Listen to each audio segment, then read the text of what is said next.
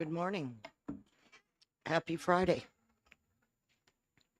Our first order of business is approval of the minutes from our March 18th meeting. Are there any changes that need to be done? I'll move it. Approval of the minutes. I'm I'll sorry. second it. Okay, thank you.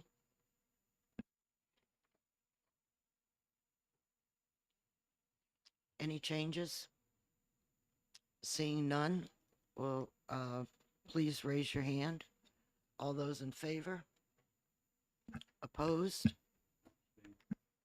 Abstain? Okay. Okay, we have 2 abstentions.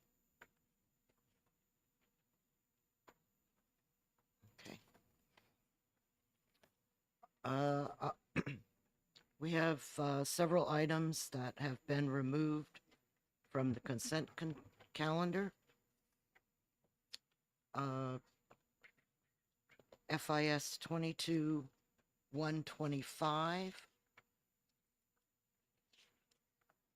FIS 22-129,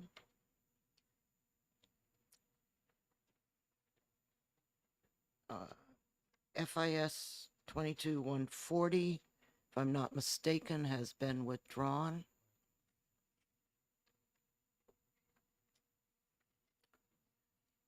FIS 2241, 141, excuse me. FIS 22-139.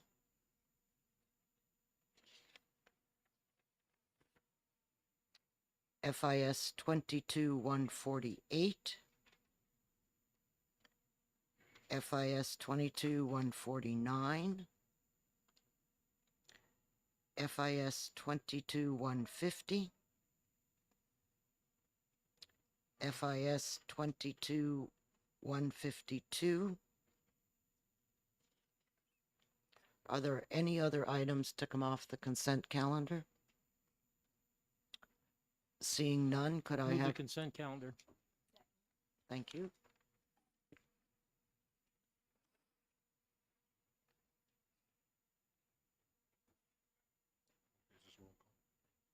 No, I don't think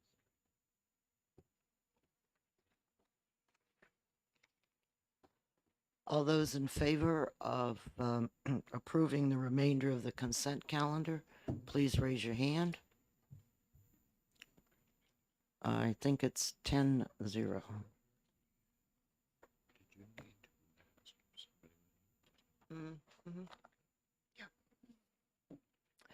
Yeah. Representative Merchant.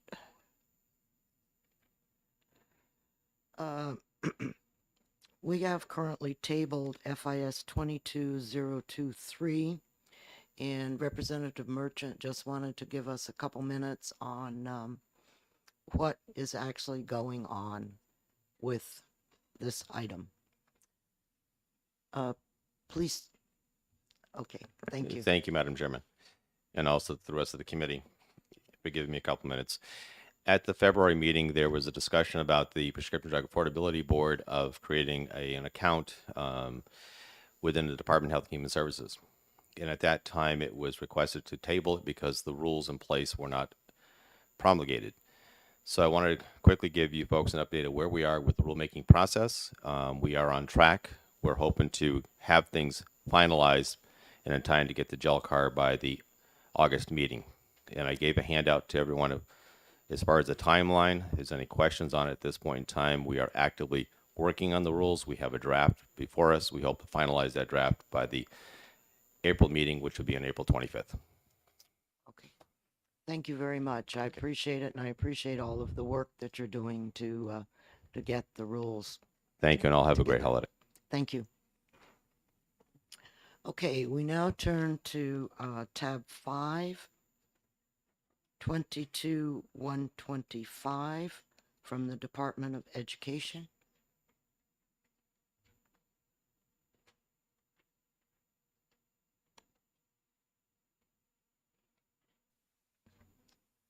Good morning. For the record, Frank Adelblue, Commissioner of Education. Tammy Valancourt, CFO for Education. Okay. I do have just a couple of questions. I know that you had sent something out, but I wanted to make sure that we all understand what is happening with the building you're in and the building that you vacated because of asbestos, etc., if you don't mind. Yeah, no problem. So not specific necessarily to this, I suppose, although tangentially related. So presently, the Department of Education is housed in 3 sites. One is at 25 Hall Street, which is the Granite State College building, which they have, for the most part, vacated when Granite State College was assimilated into UNH. They still occupy 1 floor in that building. We rent space downtown in Concord in an office tower there. And that is where our special education bureau is housed right now because we could not fit them into 25 Hall Street. And then we have several bureaus over in the Walker building at the state. Most of the folks that have been displaced are those who are at 25 Hall Street at the Granite State College or in the downtown space. And formerly we were in Lonergan.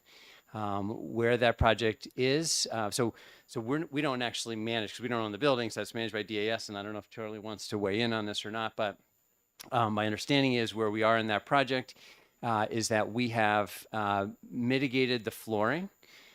We have taken out asbestos in the ceilings in that building, and then those will have to be replaced or put back in. And that is ongoing. As well, there is a capital project to replace the restrooms in that building. And so that is going to be scheduled while we're not in the building, so it's not as disruptive, the fact that we're out of there.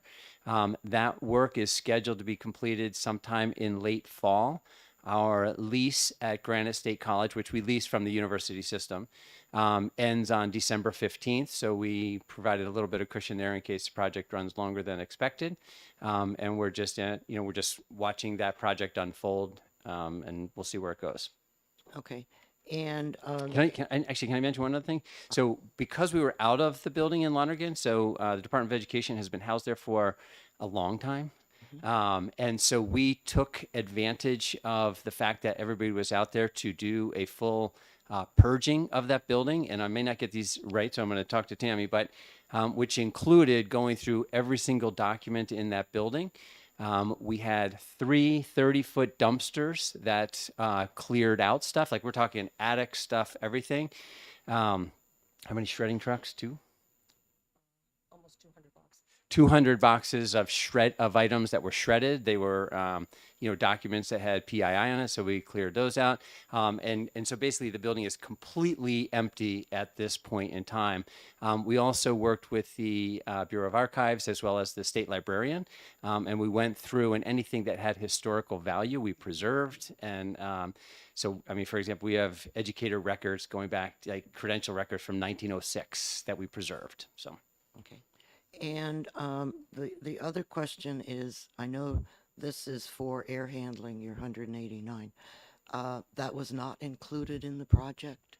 Correct, because the project was designed principally around asbestos mitigation. Okay. And so these dollars should cover your air purification requirements? They should. Okay. Yeah. Thank you. Could I have a motion to accept? So moved. Okay, thank you, sir. Did you get that? Yes. Okay. Will the clerk please call the roll? Roll call on 22-125. Representative Edwards. Yes.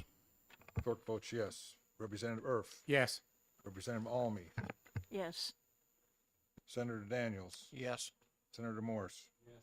Senator Gaida. Yes. Senator Rosenwald. Yes. Senator D'Alessandro. Yes. Representative Umberger. Yes. Madam Chair, the vote is 10-0. Thank you very much. We now move on to FIS 22-129. Is still in tab 5, Department of Safety.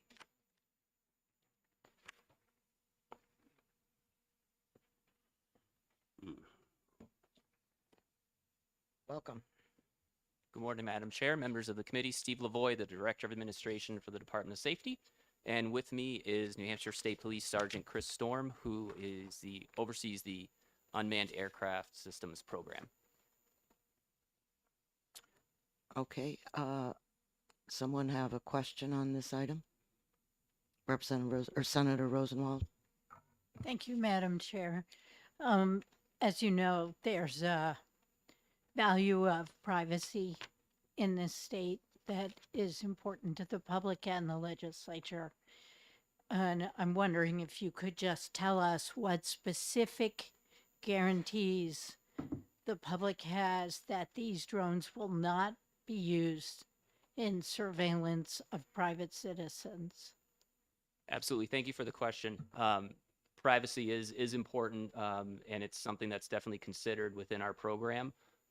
The program's run in accordance with all federal and state laws, and I'll pass it over to the sergeant to give you more details about how that's ensured.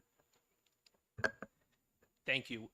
So basically, Could you please state your name? I'm sorry, my name is Christopher Storm, and I work for the Department of Safety Division of State Police.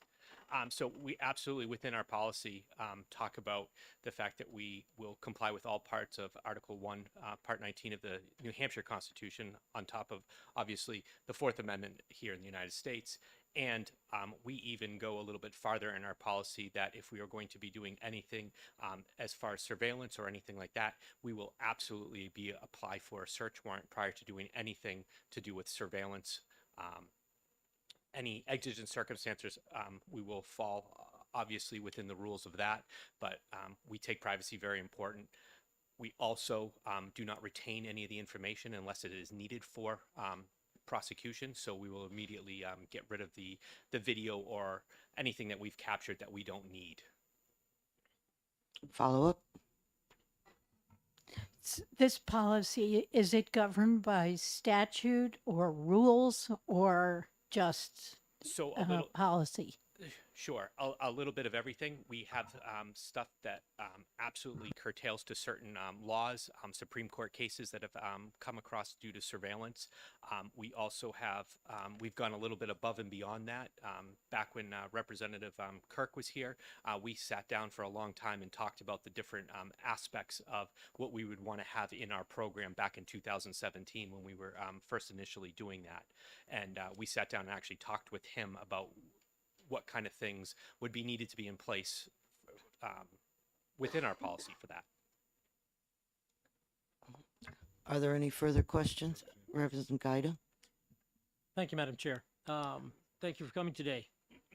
I would like to see a copy of a concise compendium of the written policies governing surveillance of private citizens and businesses, if that's okay, before I approve this. In that we can't put conditions on our votes. Okay, I'll be voting against this until the receipt of such a document, just to help us understand better. Thank you. Representative Representative Edwards? Thank you, Madam Chair. So I echo the concerns about privacy. I'm really glad that you guys have a policy. I'm looking forward to reading it when you provide it to the committee.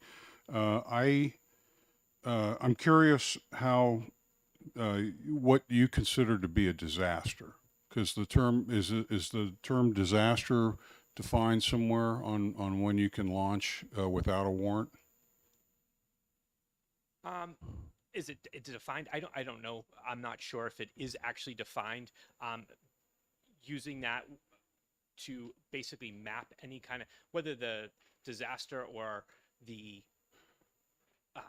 Could you speak into the microphone? Yes, sorry. Yeah, Whether we're on it's a- YouTube, so people need to hear you. Sure. Whether it's a disaster or whether it's something that we're helping another state agency map, say like a flood, all of those different things, we're using them for mapping and to see the damage and do damage assessment with them. Right.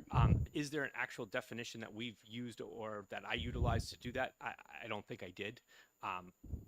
So I don't have an actual definition for you. Follow up. Follow up? So what you're picking up on is that we have constituents who are extremely concerned about their privacy and from a cynical perspective, would like to know exactly where the boundary conditions are. Do you think you're going to need an MOU with Fish and Games? Because that's another big scenario with them out with a lost hiker or something. So we already have been utilizing them with Fish and Game and I give you an example. The other day when the gentleman went missing up in Monroe, we were helping Fish and Game for hours looking for that lost gentleman. All right, thank you. Senator Rosenwald? Thank you.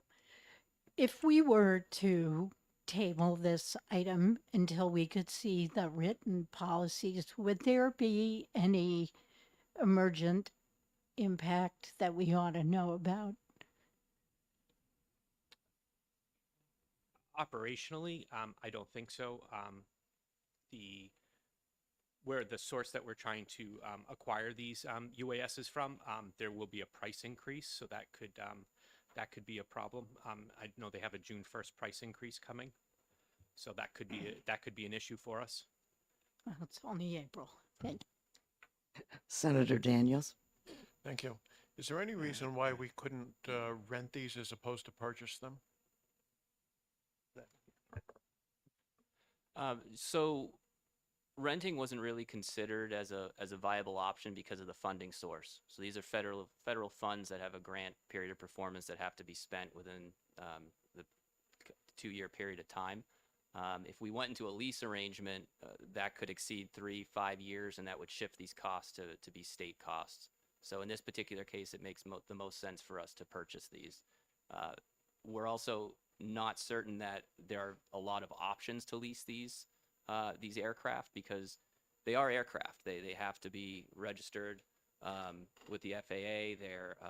The liability and all the concerns surrounding the aircraft are tied to the owner, and that brings up some unique challenges. So in this particular case, the purchase option was chosen. Follow up? Follow up? Follow up? And is there a reason why we can't use manned aircraft to do this? My understanding is that these provide us with these aircraft can fly at lower levels. They can fly over areas that manned aircraft can't currently. They also can fly during conditions that manned aircraft can't fly through, higher wind speeds, and it takes away that risk of having an individual in a dangerous situation. But I'll let the sergeant expound on that. I would concur with all of that. The other aspect of this is a lot of the use is for mapping. So those cameras, we don't have that kind of camera system either on our fixed wing or on our helicopter to help us map serious motor vehicle collisions, crime scenes, disaster, as the other representative brought up. All of those things, a lot of these UASs are used for photography and for mapping. Thank you. Representative Edwards, you have follow up? Thank you. So kind of a two-part question. Do you have visibility into how many of these are owned by our counties or other government? And like, for example, I know Rockingham County purchased one, and our nursing home has an MOU with whoever purchased it, so that if a patient wanders off, they can use it to help find the patient. So it just makes me wonder: is there sort of a inventory visibility to where not every state government agency needs their own drone, but we can have a pool of them shareable? It's a great question. I don't know how many people actually have them. It is obviously an emerging technology that a lot of people are utilizing. We were one of the first groups to have them. I don't know the answer to who has them or if there is that ability to do that. We do have a statewide UAS users group that allows any entity to participate to see how there are. Currently, due to COVID, we haven't met in quite some time. I would say there's probably 15 to 20 entities across the state that were part of that. So I'm sure there's much more since COVID started. Follow up? So it just makes me wonder if we need sort of some legislation to go with this next year, just to put somebody overall in the state in charge of these drones so that they can maintain an inventory and manage an interagency sharing program. Because I hate to see us buying more drones than what we really need just because everyone is stovepiped and doesn't see to the left or to the right of them. So I may want to come back to you and ask you who the lead agency for something like that might be. Certainly. Senator Gaida? Thank you, Madam Chair. How many drones do we have, and how many additional will this appropriation authorize the purchase of? So currently we have two that we purchased back in 2018 was our purchase of them. Currently we're with the grant applications applying for is 25, and it's a different, basically it's a different platform use. Back in 2017, we went with something called the Arion Sky Ranger, which is a much larger platform. That company was then purchased by a company called FLIR, and then Teledyne, and it's at its end of life. So these are going to be a smaller drone that is these are far more capable, and it will also allow us to, instead of having a central point right now, if someone needs to utilize them, we actually have to drive to Concord to the hangar at Airport Road and then deploy from there. This will give us the ability to have them in a better distribution throughout the state. It also allows us to be able to be on scene quicker instead of people waiting for us to do things, waiting for roads to stay shut down for longer periods of time, waiting for our canines not to be able to start a search and give them that ability. So it's just a larger distribution, and each pilot that will be piloting these aircraft will each be have three. They'll have a small indoor option to help with our SWAT and our tactical teams, and then they'll have basically a day and a night use, and then a solely a one purpose mapping drone. Follow up? So with the current fleet of two, how often do you deploy these? Do we have our, I would say once to twice a week we're using them for something in some realm, whether training, whether a call for service, whether another agency asking for help, or within our own agency. In the situation in Monroe, I can tell you we were up there flying at one point, and then we were down at on the Everett Turnpike mapping a collision scene within the same day. So it varies day to day. Like, I would echo Representative Edwards' interest in assimilating a centralized group of these and using them for other agencies around the state. I think Yeah, cost-wise, we will that makes a great absolutely- deal of sense. Yeah. I didn't mean to interrupt you. We absolutely will, and if anybody calls us, we won't say no to go help them. Obviously, it's a group effort to make sure that this happens. And if anybody needs us or needs us to respond, we're absolutely coming to help them. Thank you. Representative Almy? Thank you. It sounds like there are going to be a lot of people around the state making decisions about whether something is an emergency and is an authorized flight or not. Is there any kind of chain of command in your policy? Yeah, yes, ma'am.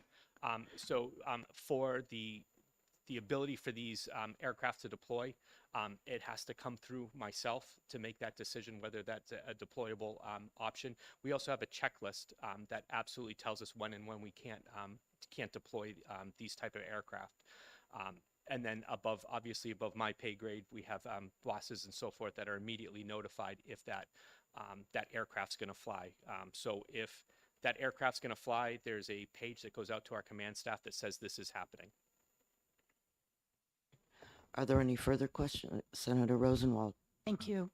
Not a question. I'd like to move to lay this on the table so that we can see the written policy. Do I have a second? Second. Okay, Senator Daniels, seconds. Ready? Okay, motion to table. Motion to table 22-129. Representative Edwards. Yes to table. Representative Emmerich says yes. Representative Erf. Yes. Representative Almy. Yes.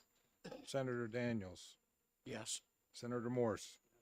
Senator Gaida. Yes. Senator Rosenwald. Yes. Senator D'Alessandro. Representative Umberger. Yes. Madam Chair, the vote is 10-0 to table. Okay, the vote's 10-0 to table. And as you know, we generally meet the third Friday of the month. So as soon as we can get that, it would be appreciated. You'll have it today. Okay. I don't think there's anyone here that is necessarily opposed to the drones, but we just want to make sure that we're doing the right thing for our people. Okay. 100%. Thank you. Thank you.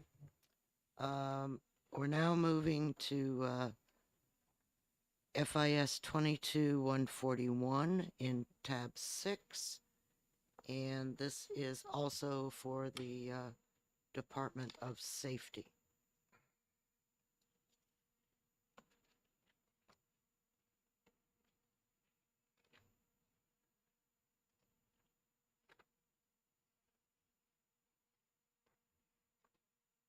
Steve?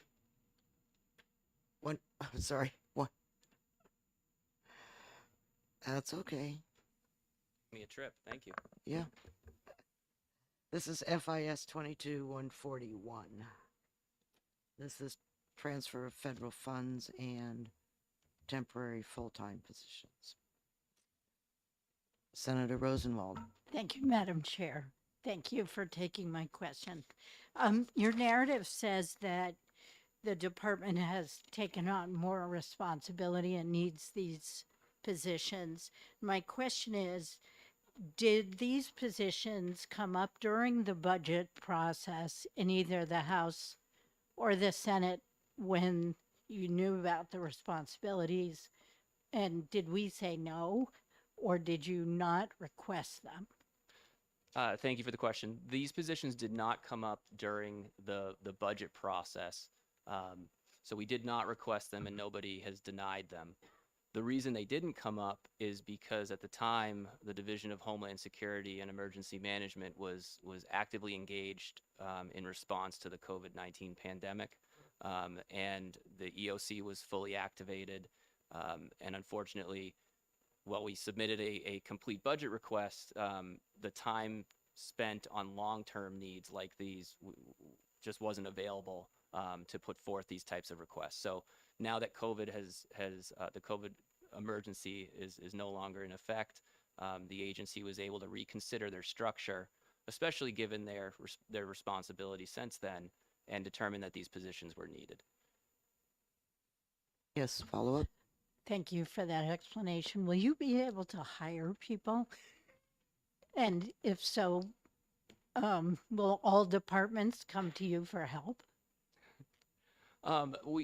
We do believe we'll be able to hire people. Homeland Security has done a good job. While we're all struggling with vacancies and hiring, the Homeland Security mission is something that we find people are interested in supporting, and the director and her team have done a good job in filling vacancies. So we do believe that there's a desire for these particular positions and that we will be able to hire them.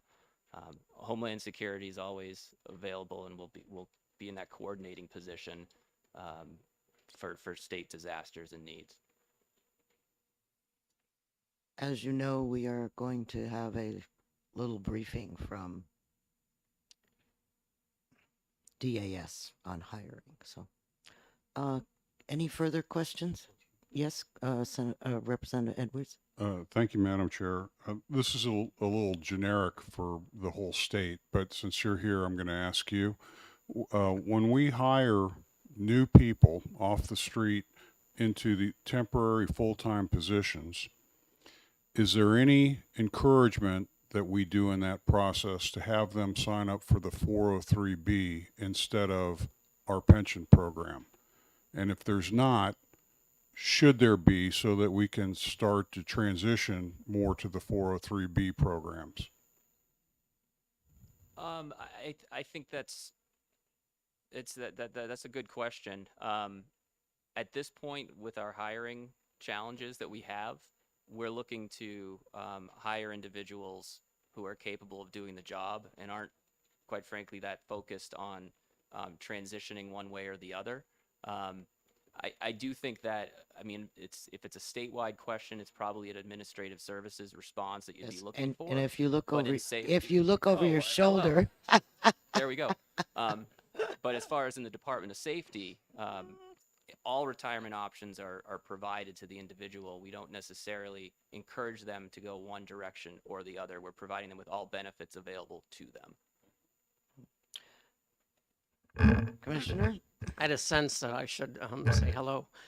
Charlie Arlinghouse, I'm the Commissioner of Administrative Services. On 403B, which is some people think of as the state's deferred comp plan, employees, when they hire, are encouraged to consider the deferred comp plan. It's a voluntary plan, obviously. They're given information.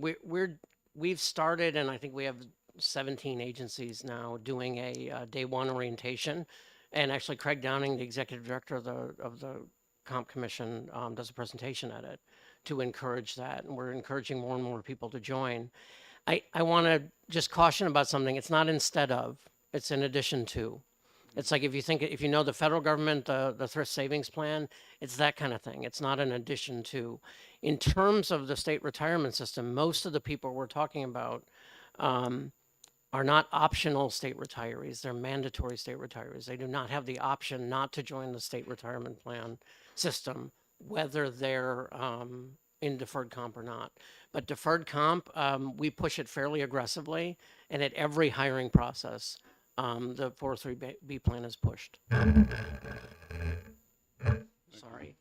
Are there any further questions? Thank you, Mr. Arlinghouse. Seeing none, could I have a motion, please? Senator D'Alessandro moves. Do I have a second? Thank you, Senator Rosenwald. Will the clerk please call the roll on FIS 22-141? Yes, ma'am. Representative Edwards. Yes to pass. Representative Emmerichs, yes. Representative Erf. Yes. Representative Almy. Yes. Senator Daniels. Yes. Senator Morse. Yes. Senator Gaida. Yes. Senator Rosenwald. Senator D'Alessandro. Yes. Representative Umberger. Yes, Madam Chair, the vote is 10-0. thank you. We now move to tab 7, 22-139, Department of Health and Human Services.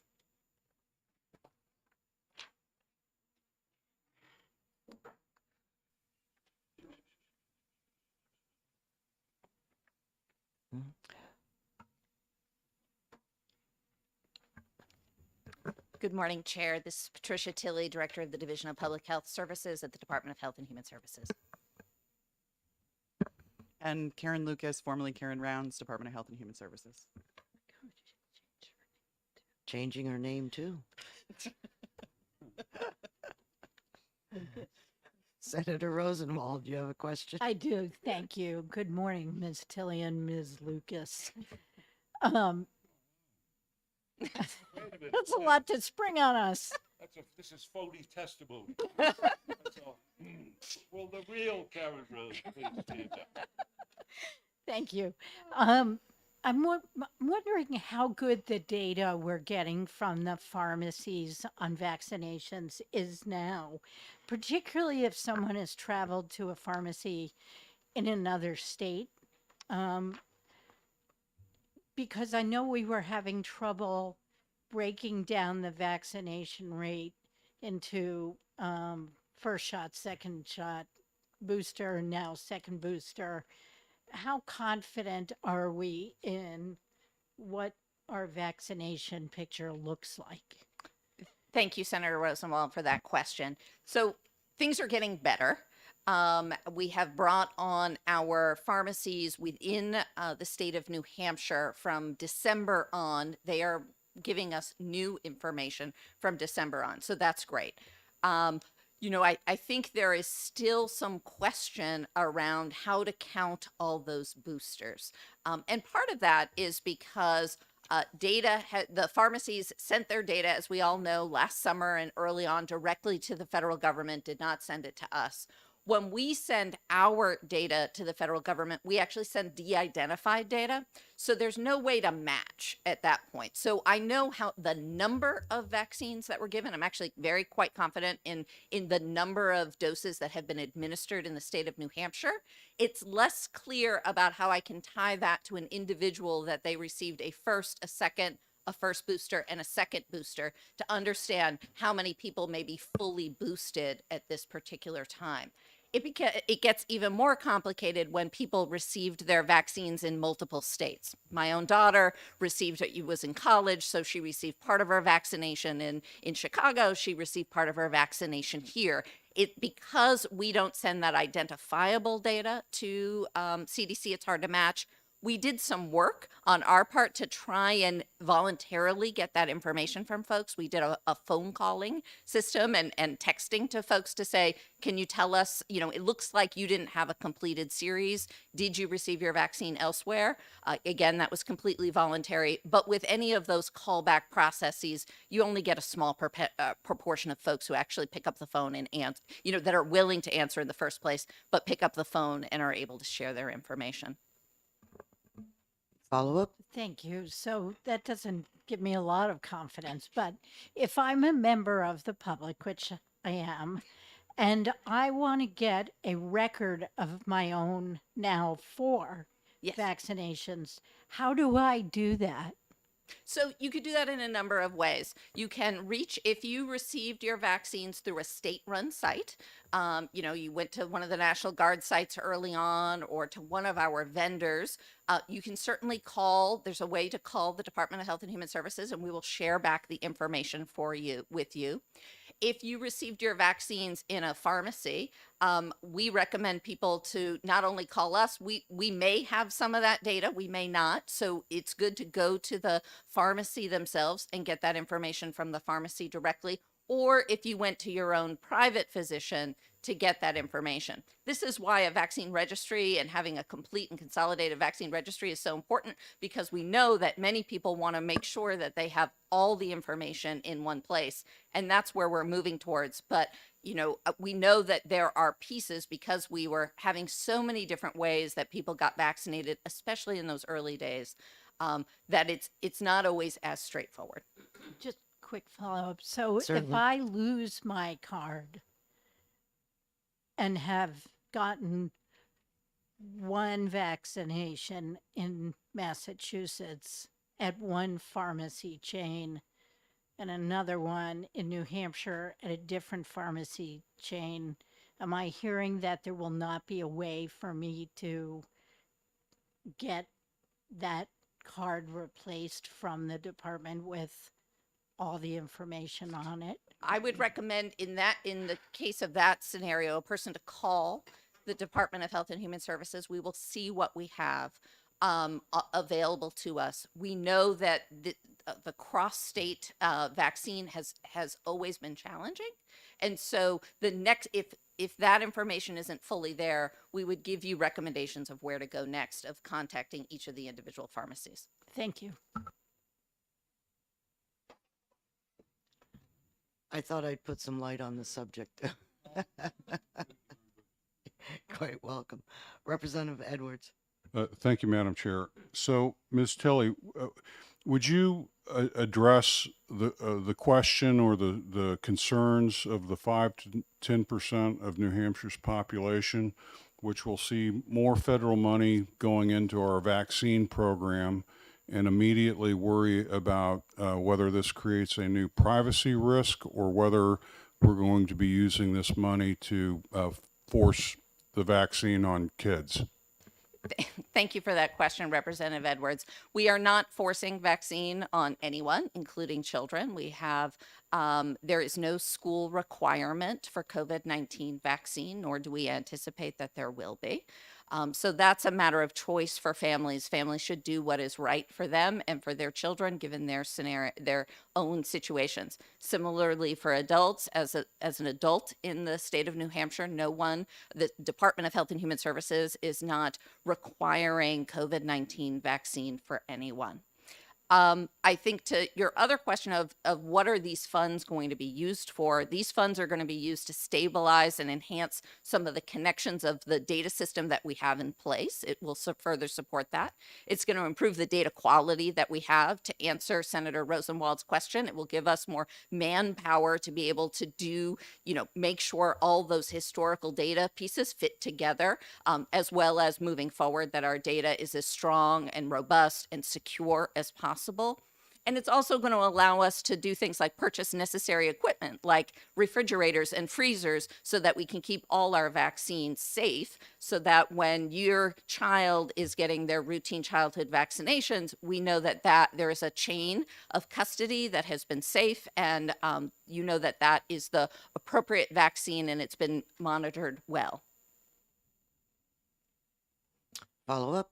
So thank you for that. As you know from prior conversations, those are the kind of questions and accusations I tend to get. So appreciate that. Kind of a long-standing theme I've had in this committee is that we continue to see incremental additions to our IT budget, and one of these days I'd really like to get around to having an entire discussion focused on the IT portfolio and all the projects flowing into it and all the money that's flowing into it, because this one at a time kind of nature just makes me worry a little bit about the department's visibility into the entire project portfolio that you guys must be carrying.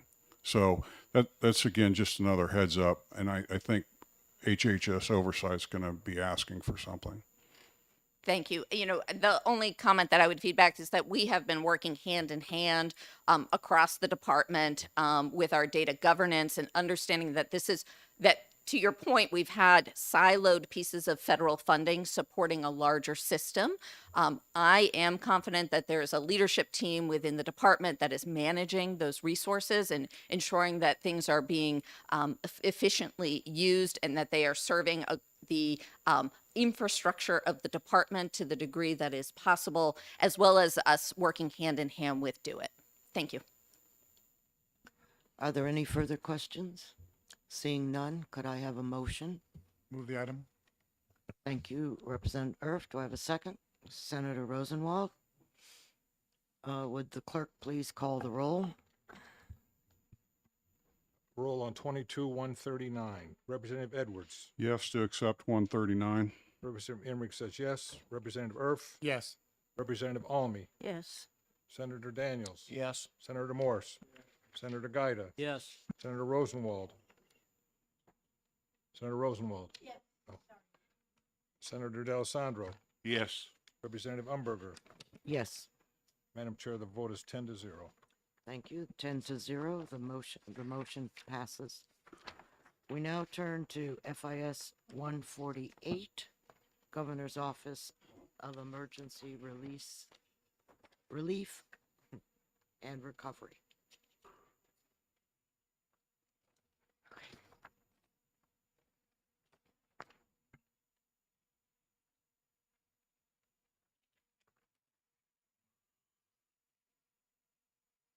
Commissioner Caswell.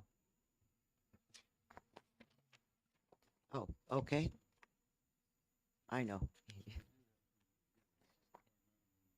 Yeah, no, Commissioner Caswell was here. Okay, thank you. That's quite all right. You're flying solo, so Yeah, thank you. I'm sorry, Taylor Caswell here. Are we on go for item? yes, we are. All right, FI thank you. 22-148, which is the community college expansion for LPNs. Yes. Would you like someone from the community college to join you? I'd be happy to. Okay, Is Mark here? someone is. Oh, I'm sorry.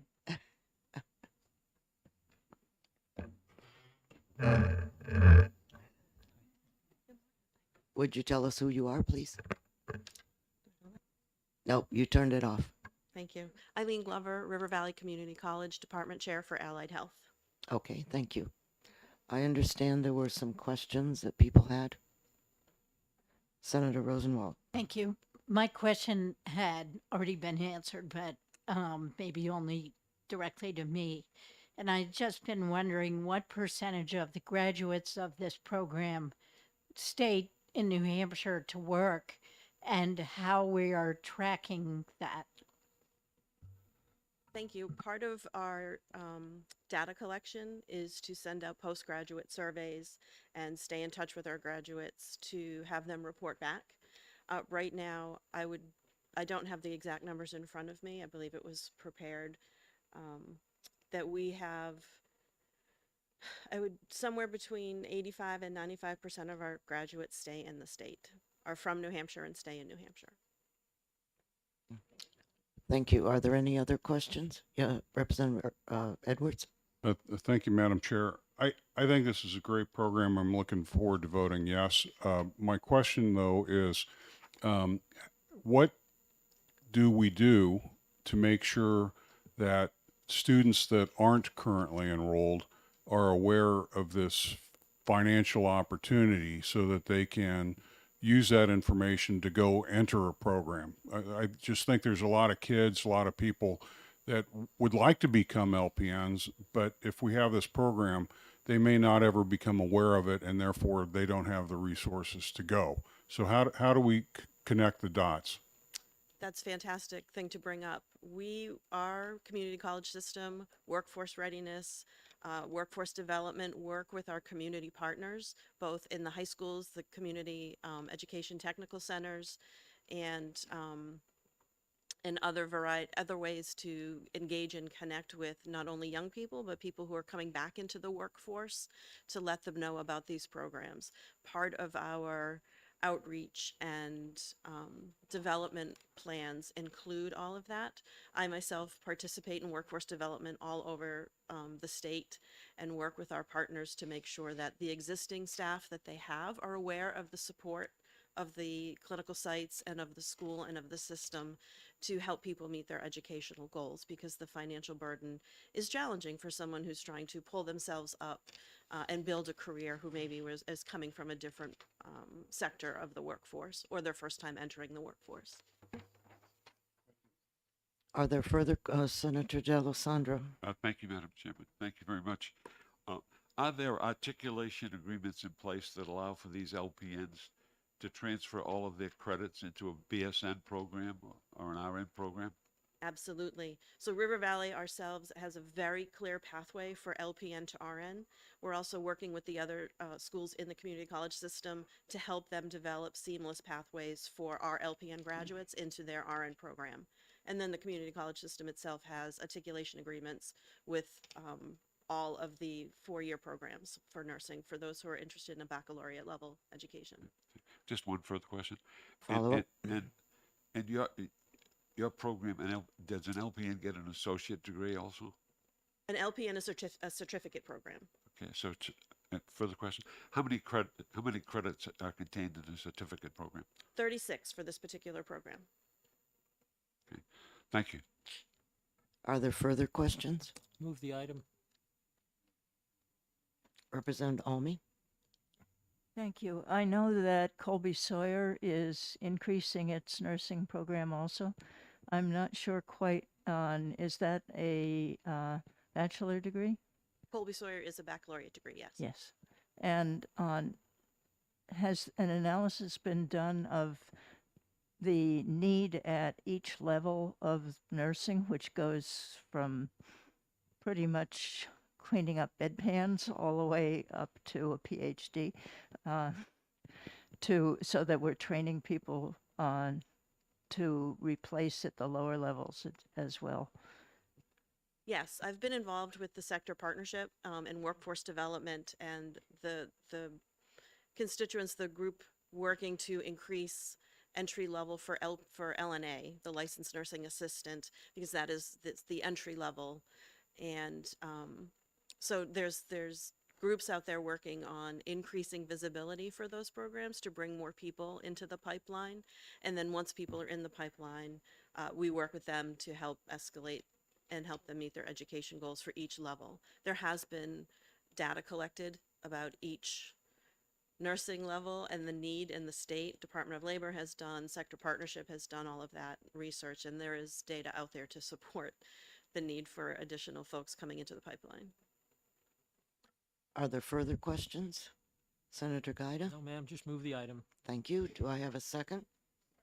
Representative Erf? Will the clerk call the roll? Roll call on 22-148. Representative Edwards. Yes to 148? Representative Emmerich votes yes. Representative Erf. Yes. Representative Almy. Yes. Senator Daniels. Yes. Senator Morse. Senator Gaida. Yes. Senator Rosenwald. Yes. Senator Del Sandro. Representative Umberger. Yes. Madam Chair, the vote is 10-0. Votes 10-0. The item passes. Thank you very much. I appreciate your coming in today. Our next item is 22-149, and this is dealing with the judicial branch. I assume there's someone, or For my next special guest. yeah, for your next special guest that might be able to. Yeah, I think we do have someone here from the judicial branch. Where's the hallway is a big suck out there. People go out there and they don't come back. So, oh, Chief Justice is here to help.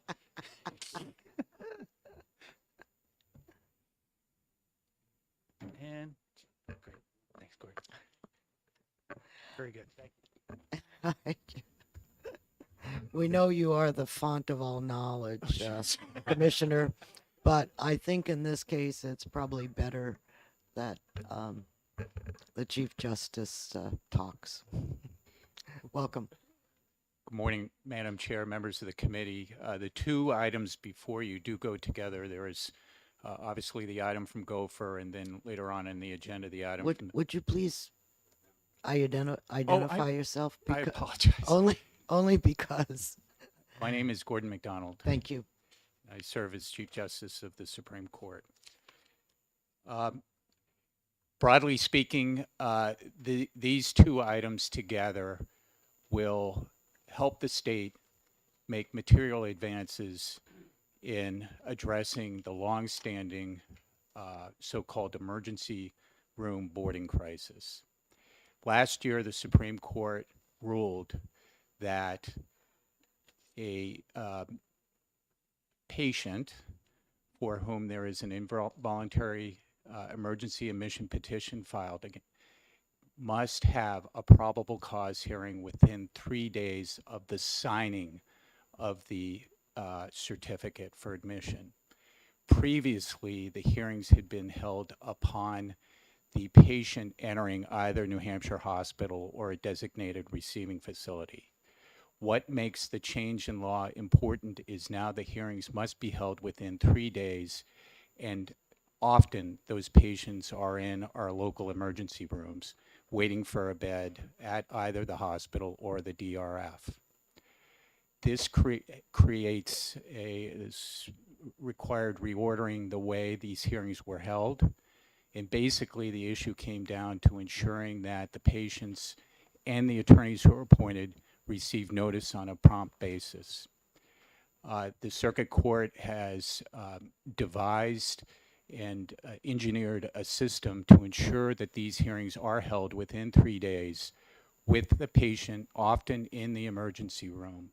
But that has turned into a very, very intensive process involving clerks at many of our local circuit courts, working closely with hospitals and clinicians, and as well as appointed counsel to ensure that the patient gets timely notice and a hearing is held.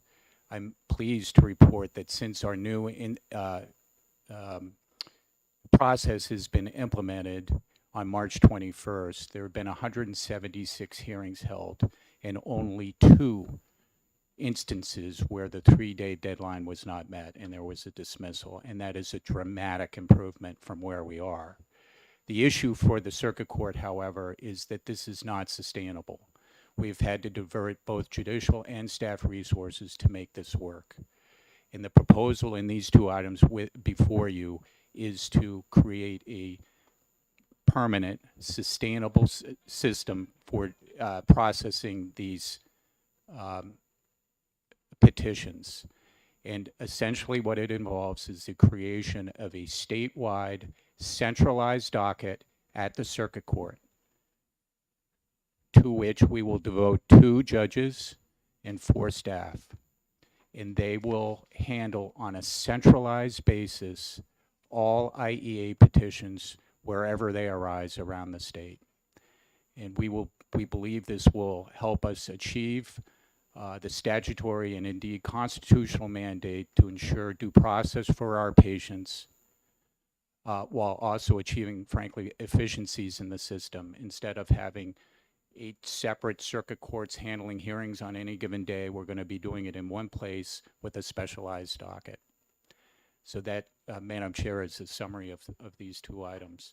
The Gopher item provides the funding for it, and the judicial branch item essentially creates the 2 new judicial positions. If you remember, members of the committee, we were before you in January seeking the conversion of a marital master position. There does exist authority within statute for us to seek approval of this committee to convert marital master positions to circuit judge positions. So the judicial branch item would convert 2 marital master positions to circuit judge positions to facilitate the creation of our statewide mental health docket. Are there questions, Senator Gaida? Thank you, Madam Chair. Chief Justice, good to see you. Likewise, Senator. How many of these IEA petition cases are there on an annual basis? We estimate that the creation of this docket will involve 2,600 cases, and I would, I think that's the right number, 2,600, Senator. And now is it follow-up? Thank you. Is that based on historical or is Yes. Okay, thank you. Are there further? Senator Rosenwald. Thank you, Madam Chair. Good morning. There was a newspaper story this morning saying that you had sent a memo to the Fiscal Committee about your pilot test, and I never received it. So just wondering if you could resend it. I'm wondering if I don't know what the article said, but perhaps it was referring to the item that we submitted. I don't know, but it referred to a 4-week pilot program that you've been running, and when I reread the item, it didn't mention a 4-week program, so I thought perhaps there was a separate memo. You're not the only one that didn't receive okay. it. So it might be in your outbox. May I track that down, Senator? Thank you very much. Yes.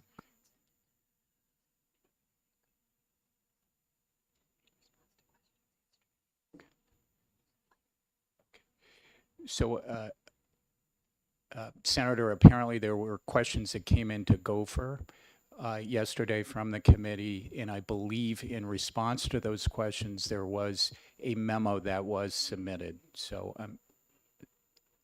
I got that correct. Well, obviously it didn't get shared, or if it did, it got lost in our inbox. Yeah, you received several emails from your pre-fiscal questions, so it would be a response from Gopher, but you should have received that yesterday afternoon. It wasn't a memo, more of an answer to the questions, but I'm not aware of any specific memo from the judicial branch relative to that pilot program. But I can absolutely search my inbox. Okay, sure. Okay. Senator Daniels. Thank you. Did I understand correctly that the funding requested in 149 would, at least in part, pay for the new positions that you were asking for? Yes.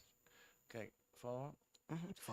Follow up? Where you are using one-time money through ARPA to pay for this with a notation that in the event that federal funds are no longer available, general funds will not be requested. That's not I right. thought I understood you to say that you were looking for this to be an ongoing thing. So how is that going to work? We would have to come and request general funds. That's what, That's my point, is the notation says that you would not be requesting general funds. I think if I might, that he's not, with this, the startup of the program, he would not be requesting general funds. However, for continuation of the program, which is down in FIS 147, that would in fact be general funds. It's a request for general funds, and also would be budgeted for the future. But I'm not sure if the marital masters had been funded in the current budget for 22 and 23, and that this would not cost anything for the next 2 years or the next year and a half, but would be budgeted in 24 and 25. Is that sort of right? That's correct, Madam Chair. Go ahead. Oh, are there further questions? Representative Edwards. You both came across the main question I had. Given that we're going to be having to budget for this in the out years, could we get a sense of what we're talking about? Are we talking an extra million a year to your budget? A couple million? Is that too early? Let's wait until we get to FIS 22-147. Yes, ma'am. Okay, that's where we'll talk about the budget. Okay. Senator Rosenwald moves approval. Do I have a second? Senator D'Alessandro seconds. Will the clerk call the roll? Roll call for 22-149. Representative Edwards. Yes to 149. Representative Emmerich says yes. Representative Erf. Yes. Representative Almy. Yes. Senator Daniels. Yes. Senator Morse. Yes. Senator Gaida. Yes. Senator Rosenwald. Yes. Senator D'Alessandro. Yes. Representative Umberger. Yes. Madam Chair, the vote is 10-0. Vote being 10-0, this item passes. We'll look forward to seeing you in just a few minutes. Thank you, Madam Chair. Okay. We now move to FIS 22-150, Department of Business and Economic Affairs. And I notice he doesn't have a helper with him this time. Yeah, that's correct. Okay. Madam Chair. 150 was taken off. Easy. Thank you, Madam Chair. I think maybe what I might do, if it's okay with you, is just take one quick moment to give an overview of this particular item, which is a request to accept and expend a little over $100 million to address the housing issues we're currently having in the state, which I'm sure that you're all acutely aware of. There aren't too many businesses in the state right now that are not having difficulty finding workforce. And this in particular is caused increasingly by the lack of available and affordable housing. And so this measure is designed to begin to assist in the alleviation of those problems by using this once in a lifetime opportunity to put this amount of money towards this issue here in the state. We're currently looking at, as you may have heard last week, a reduction of our unemployment rate again to 2.5%, and the statewide vacancy rate for 2-bedroom apartments right now in the state is at 0.6%. So that is very far from a healthy environment for available and affordable housing. So there are two main components to the item that's in front of you. The first is with regard to municipalities and their role in helping to move forward housing initiatives locally by giving them some funding that would be associated with the permitting of these rental units in their communities to the tune of $10,000 per unit, that they would then be able to have some flexibility in the use of those funds, whether it's for items in direct relation to the project itself or for anything else that the community may feel they need to use those funds for. Within that, there are two other programs. One is regarding the zoning process and the planning process to assist communities that would seek to have a review or an update of their zoning regulations. That is a program that's currently operates on a lower level called Municipal Technical Assistance Grant Program administered by New Hampshire Housing Finance Authority. This program would potentially be able to improve the ability for that program to provide those services to communities without a match, to understand what their zoning options might be and what the development options and how projects are funded and how that process goes. I think that that would be, in a lot of communities, a welcome resource. The last piece under the municipality component has to do with the demolition of buildings that are no longer habitable. There are a lot of situations where we have projects either that are underway or that would be underway if not for some older infrastructure that is effectively in the way without the resources to remove that structure. So that this program would be a grant program that would be available for those communities to take that action. The second part of the funding is really project specific. This would be a total of $60 million, $50 million of which would be aimed at a series of eligibilities. These would be funds that would effectively be last money in a lot of cases to a whole host of different types of projects.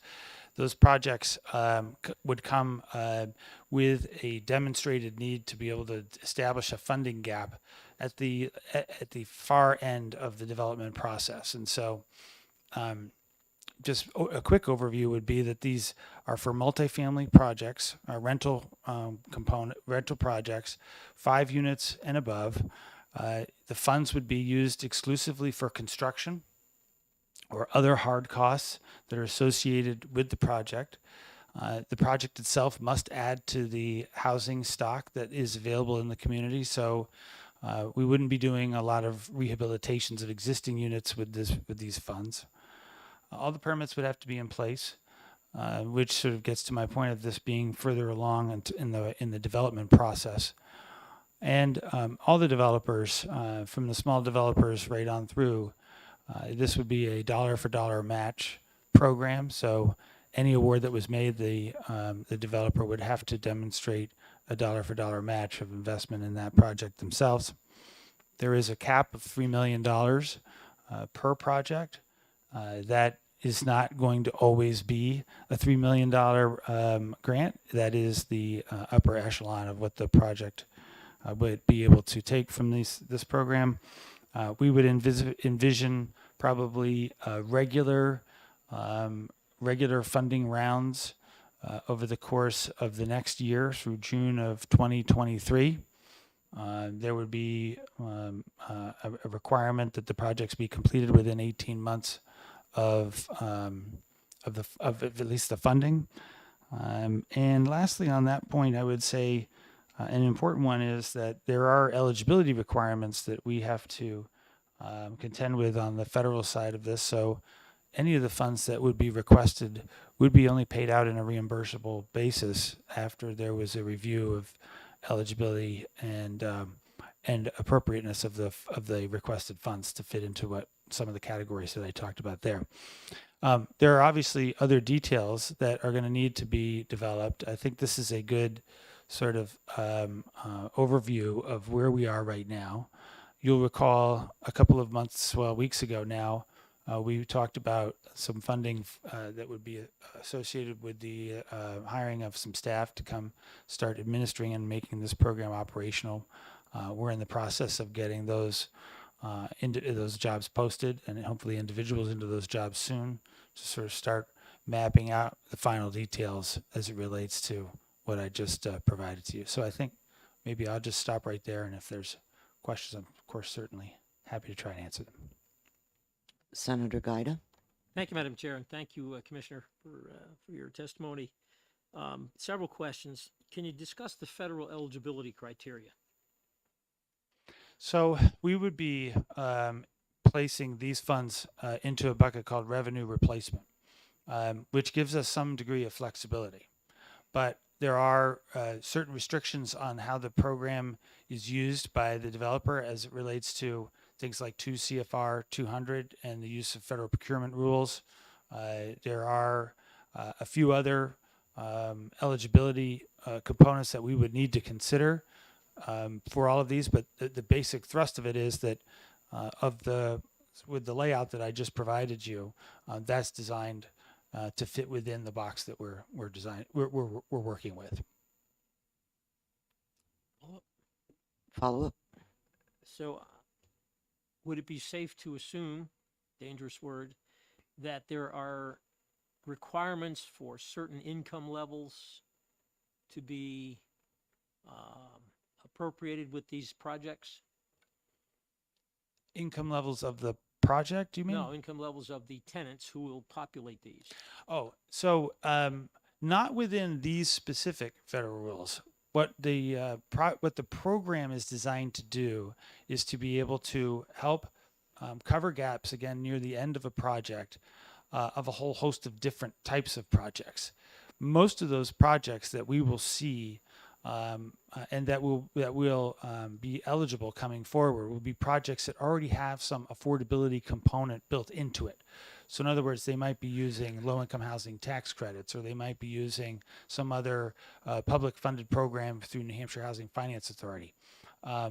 Those types of affordability commitments would already be in place for these funds, and then these funds would assist sort of get us over the finish line. Thank you. Follow up? Yes, go ahead. So do you have any sense of how many existing projects there are currently that might be eligible? I don't have a good sense of that right now. I can only tell you that my understanding and my recollection is that, at least as it relates to projects that are being administered by the New Hampshire Housing Finance Authority, that there's around 1,500 units that are in construction process right now.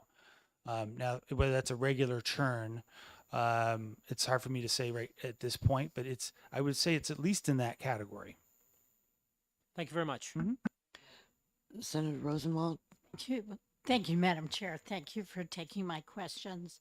As I understand it, we had two choices for how to use this money.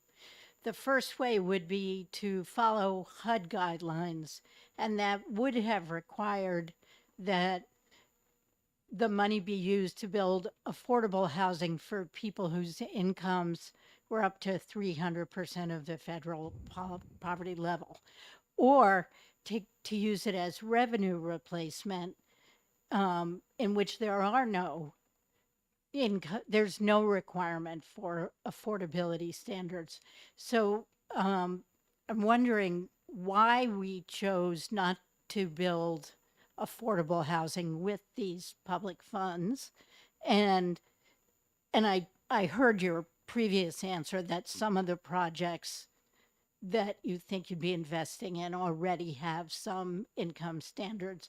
And beyond that, what are the specific guardrails that Gopher will have to assure us that this money will be used to support affordable housing and not market rate housing?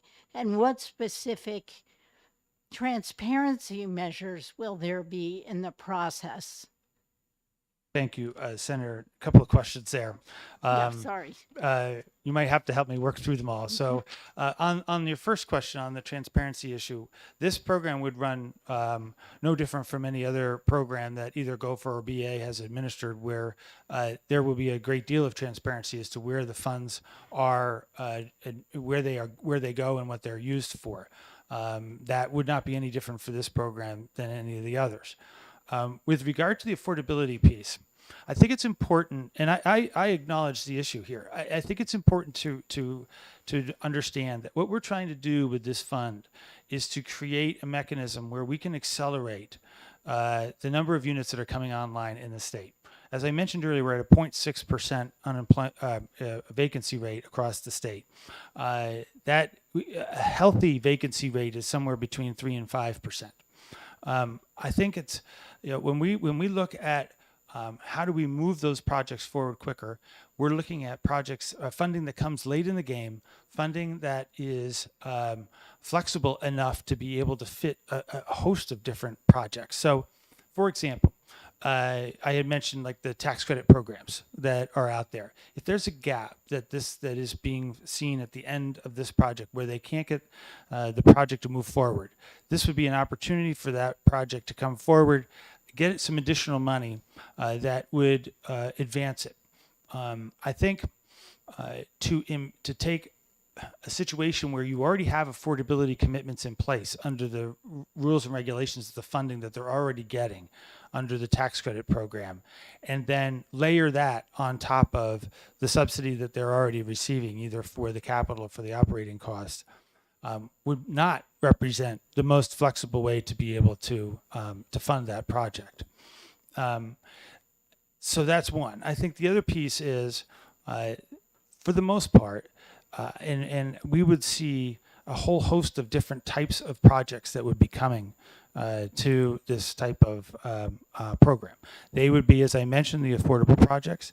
They would be projects that have a zoning requirement that might be enforced by a locality, like an inclusionary zoning requirement. They might be projects that have mixed income within them. So there's a component that has an affordability piece to it, but then there's a market rate component to that.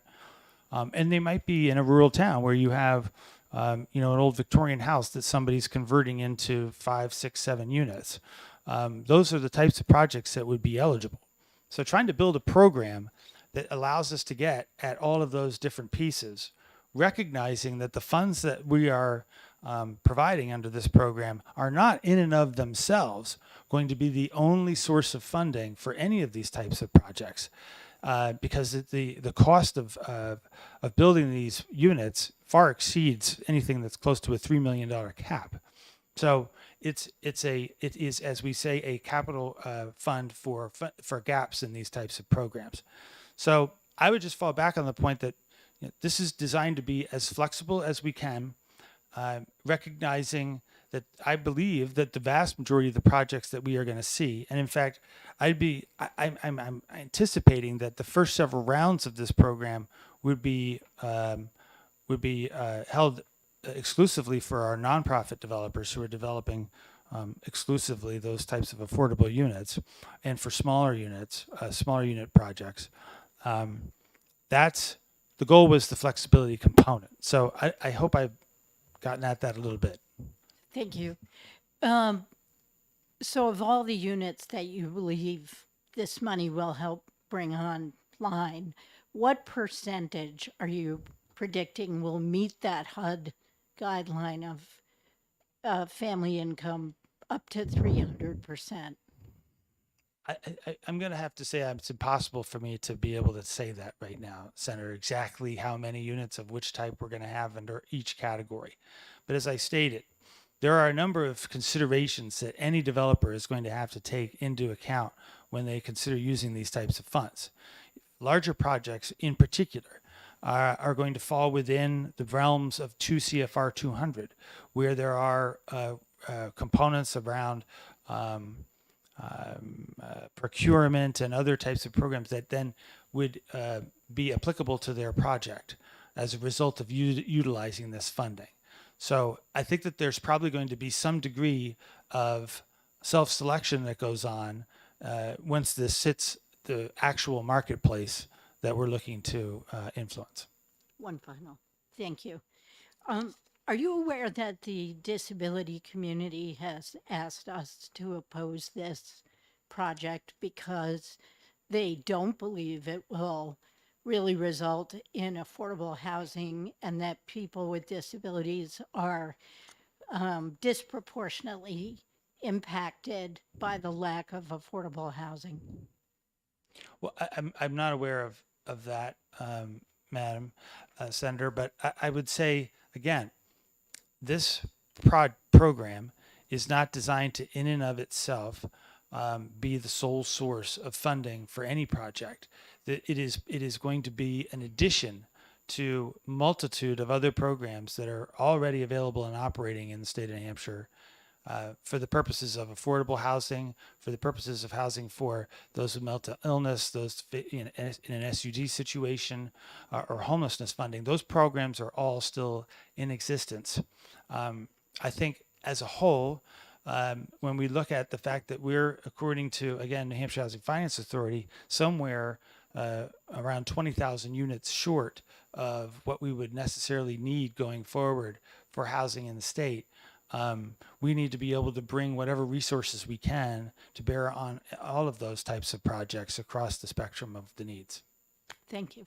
Thank you, Madam Chair. Are there further questions? Representative Almy. Thank you.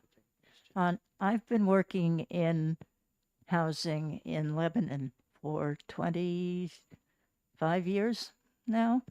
One of the thing with bankers, mostly with bankers, one of the things that we learned through unfortunate experience was that when we built for the approximately 10% above median income in our area, we ended up with housing that helped our growing economy, but it was all for at least 10% above median income, and we were continuing to lose housing for the people below that level, which is 60% of the population, and which also includes the people that man our restaurants, that man our hospitals, that everybody who is moving in expected to be there. And every time we would build at that level, we would see no impact on the 60%. And we would see, after a few months, no impact because our economy is growing. And in the other parts of the state, where Seacoast particularly, we're just like a little piece of Seacoast, you get that same kind of effect. So what I'm really concerned with, if there is any, I'm concerned with there not being any close tie with housing, New Hampshire Housing, which was created to do this kind of thing. I'm not sure why that happened. And I'd like to know specifically for this capital grant program, could you make a grant to a developer that was building high-income housing, let's say $5,000 a unit rent, required to pay back his costs under this program? Yes. Okay. Thank you, Representative. And yes, I completely agree with you. This is a situation where it's an uphill battle in this market right now to address availability and affordability, whether it's the national increase in housing costs, whether it's the supply chain challenges that we're seeing. It is an all hands on deck type of situation. And I think to your account, I mean, the Upper Valley has got a number of businesses that are coming together to form a loan fund for this very purpose, and to be able to make investments in these types of projects to address the issue that you're talking about. I would also say that New Hampshire Housing Finance Authority has been very much part of the discussion in the development of this program, and in fact, under the $60 million that is reserved for the individual project funding, $50 million of it would be for this particular program, and $10 million of those funds would go to New Hampshire Housing Finance Authority to implement into their existing programs, like whether it's the home program or it's the affordable housing fund or whatever the case might be. So it is absolutely a all hands on deck type of situation. Follow up? Yes, with a question? Thank you. Yes. But the 50 million could go to topping off for the developers that are building the highest level of rental housing in the state. I've been pretty clear. We have a very strong, and we will have a very strong preference for what we refer to generically as workforce housing. And again, I'm trying to walk a line here to be able to build a program that has the flexibility to address a multitude of different needs across the state. And while there might be extremely high costs in a community like Lebanon, there may be other more rural communities that where sort of those types of income restrictions might not be what they're looking to be able to make an investment in. So I will continue to say, though, that the projects that typically have these gaps are the projects that will already have affordability commitments built into them. And that is the real goal of the program. Senator Morris? Thank you, Tilla. And I find it interesting where we're going right here, because there's in the budget, we certainly continued with making sure that you got the $5 million a year to construct in New Hampshire. We put a lot more money into construction in New Hampshire, and this $100 million, which I think it's great that we chose to use that part of ARPA money where we don't have the strings attached from the federal government, because one of the things that I see was picked up here, and I certainly fought for it, is the fact that we're going to work with communities that will get applications through in 6 months. Mm-hmm. Because isn't that the plan, that we want these to start to happen in a way, instead of fighting our local communities, now we're proposing, let's work with them. Mm-hmm. I think that's the way to do this. I mean, we certainly have communities that don't want to work with us on developing. We're basically saying to the communities that do want to work with us, team up with developers locally and let's get started. I think the interesting part is that you're going to start with nonprofits and you're going to do that for the first couple of rounds of applications. My only concern is we're appropriating $100 million right now.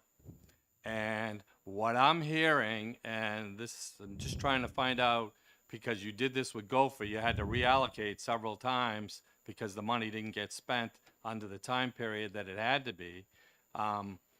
I'm just concerned that just the calls I'm getting on transformers, in the state of New Hampshire are stopping development today. Mm-hmm. I mean, 60 weeks for someone that's permitted and ready to make the purchase for the transformers. That's how long it's going to take for them to work with the electric company, either of the two big ones that I've talked to so far. And I'm concerned that the 2026 deadline is going to, at some point, be affected, and this is a lot of money. Yep. Is there some point where you're going to start to make decisions to come back and talk about shifting this? Yeah. Yes, all good points, Senator. I think, without question, as I mentioned earlier, developing any type of housing right now in New Hampshire is an uphill battle for many of the reasons that you've described, whether it's transformers, whether it's refrigerators, whether it's all wood products, whatever the building construction needs are. In addition to the sometimes inability to find those products, there's also a cost component. And again, that's the type of thing that we're looking to, in part, be able to address to move these projects forward to the extent that the funding is available. With regard to your other question, I think I mentioned earlier that we are having a deadline. The program deadline would be in a year, so June of 2023. So well before our obligation deadline of 2024.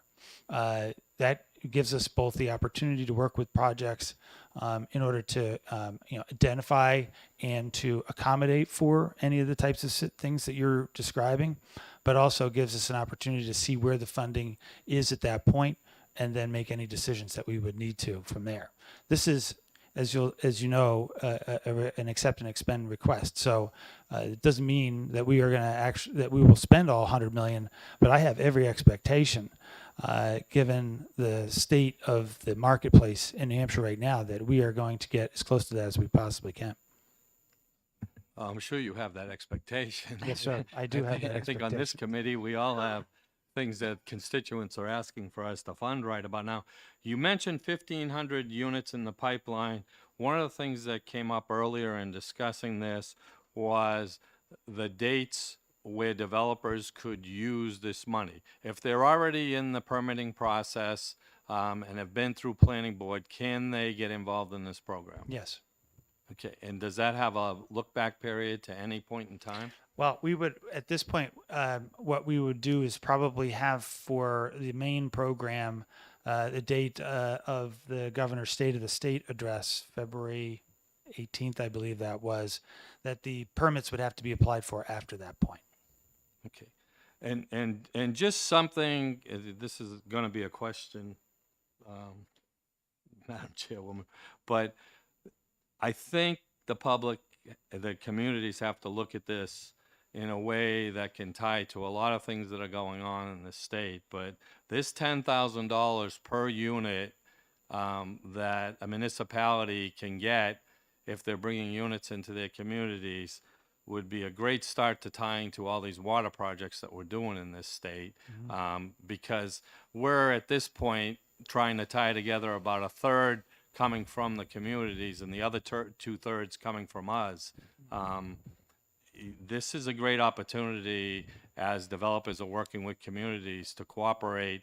And when communities are saying we can't come up with the money, 50 units brings you $500,000. That's a $150,000 project that you could tie into. So I see that it could be a plus here. But I guess what I'd be asking, and this is my final question, is it possible on that June 23rd that you report back to this committee where we are with the money? Because I do think there's places it could be shifted to that could react quicker.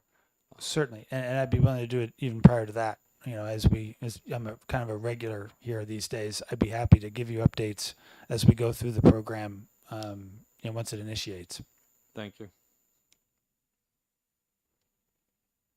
Are there Representative Emmerich? Thank you, Madam Chair. Who's going to administer this? If I know a developer that might be interested, where did that developer go to knock on the door and say, I'm interested? The administration of the program will happen at the Department of Business and Economic Affairs, but any of our partners that we work with in the housing space are going to be part of the day-to-day operation of the program. Like the New Hampshire Housing Authority? Yes, sir. Okay, thank you. Representative Almy? Okay, all right. I only have two eyes.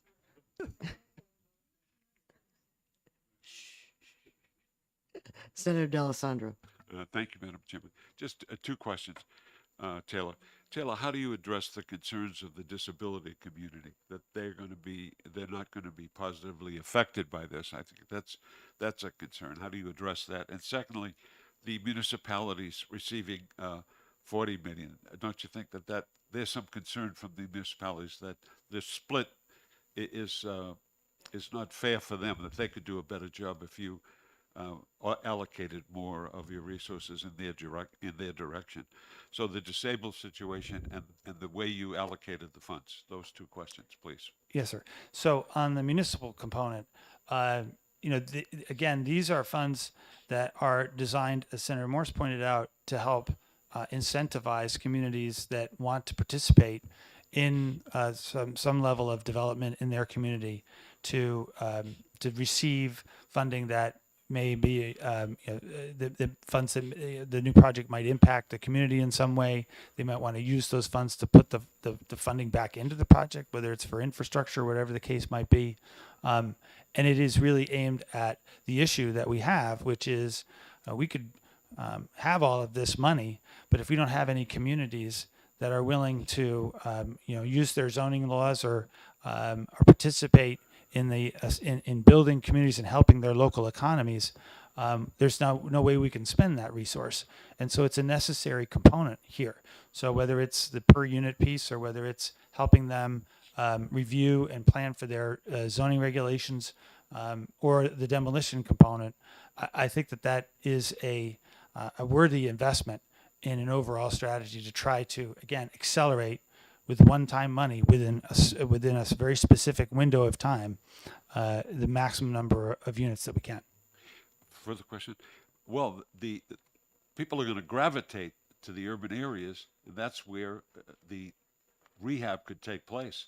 I mean, I see many buildings in the area that I represent with the Red Cross, which calls for demolition, and that's I think the reason why municipalities think that they should get more money available to them, and that's going to be a key issue all the way around. And the vacancy rate obviously is de minimis, so the need has manifested itself. And so, but the second question, I think, the disability situation. We have disability housing in Manchester, and in years it's been run by Crotchet Mountain, and there's a definite need for disability housing. And how's that going to be affected by this plan that you have in place? And the municipalities obviously would be the place where disability housing would be most effective because of the amenities that are available to the disabled.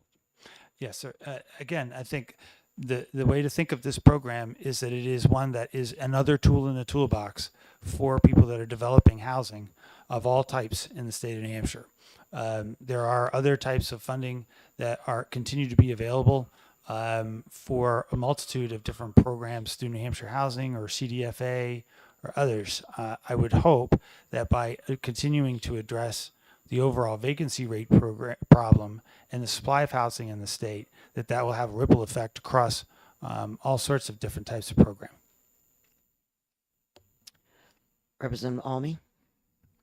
Thank you. I've got two questions. One of them is, are you absolutely sure we can meet the revenue replacement criterion when the federal government starts auditing? Yes, ma'am. 100%. Okay. And the other one is, when we,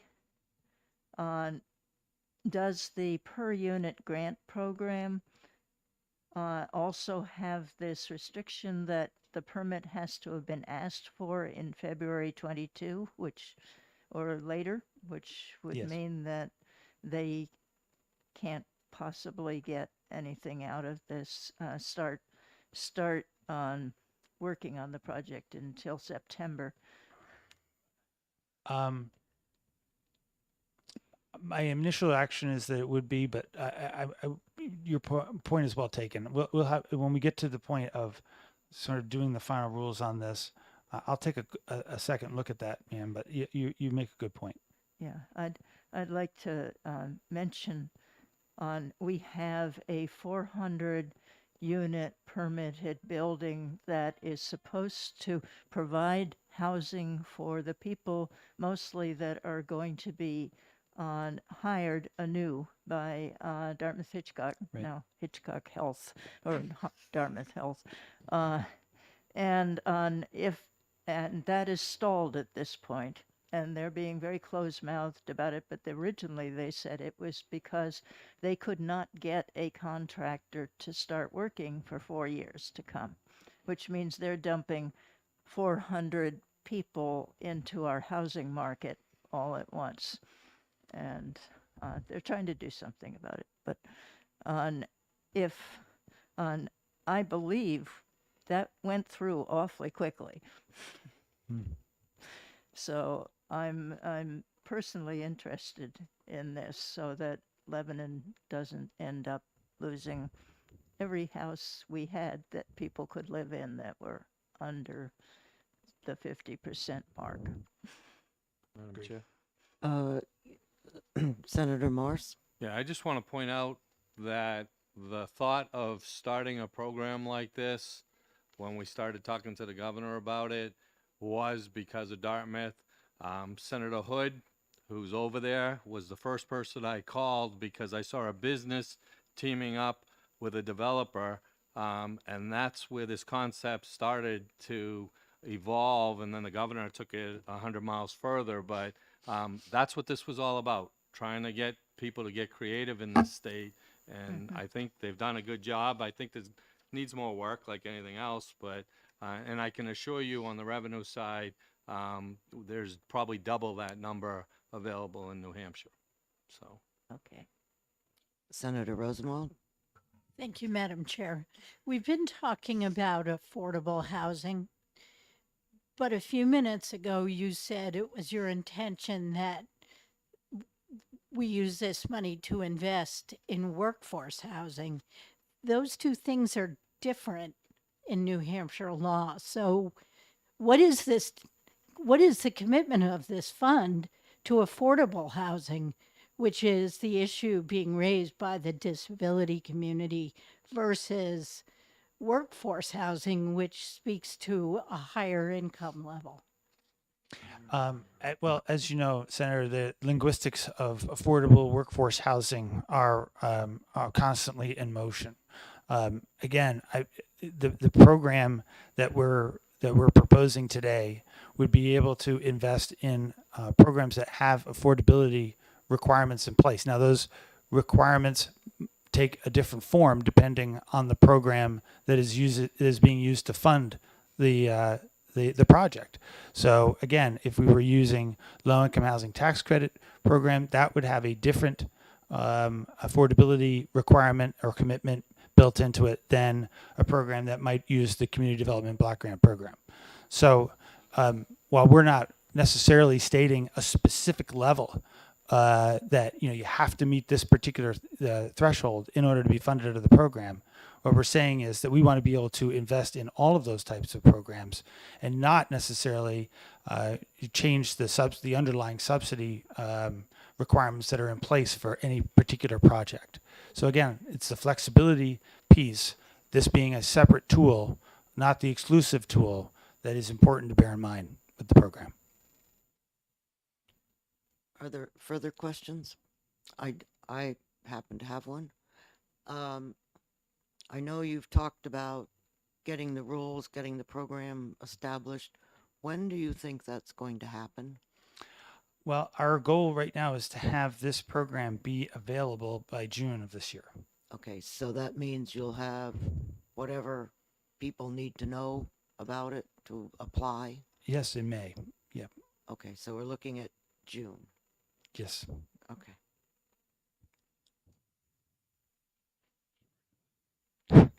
Pardon? Yeah, I am. I'm writing it down. Okay. There's a lot of, I'll tell you, there's a lot of interest in this program from Yes. people that I have heard from, and that's been one of the major questions. So, could I have a motion to accept? Move the item. Second. Okay, Senator Daniels and Senator Morse. Okay, will the clerk call the roll? Roll call on 22-150. Representative Edwards. Yes to 150? Representative Emmerich says yes. Representative Erf. Yes. Representative Almy. Yes. Senator Daniels. Yes. Senator Morse. Yes. Senator Gaida. Yes. Senator Rosenwald. No. Senator D'Alessandro. No. Representative Umberger. Yes. Madam Chair, the vote is 8-2. FIS 22-150 passes on a vote of 8-2. Don't go too far. No, you're going to come back, aren't you? Maybe not. Okay, he'll be in the hallway. All right. Madam Chair. Madam Chair. Yes. It sounded like you're asking for something to be written and delivered to us in June. Could we ask that they include a section on what we're going to do to make sure there's a full and open competition for these grants? And when you're dealing with $100 million, just curious. I'm just interested in making sure that this is a fair process and not a favored process. So. Okay. No problem, right? Okay, so we'll see what happens in June. Okay, now we move on to FIS 22-151, Department of Health and Human Services. Actually, could we take a 5-minute break? 5-minute recess? Okay, thank you. We'll be back in 5 minutes.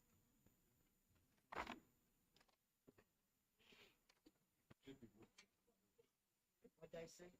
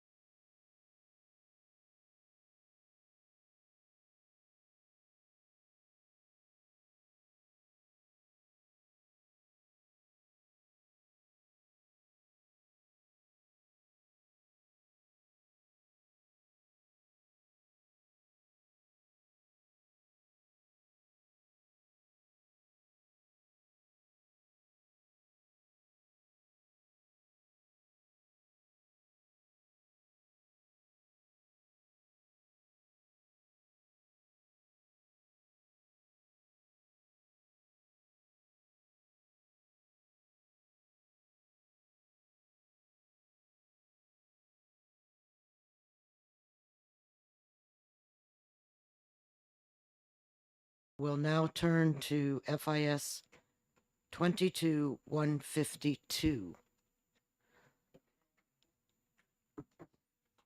Oh, tab 8, excuse me.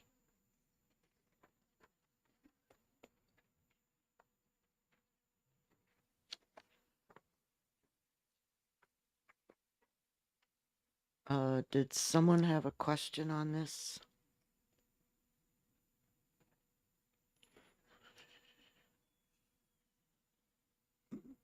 My only question is, where are you going to find these 21 people?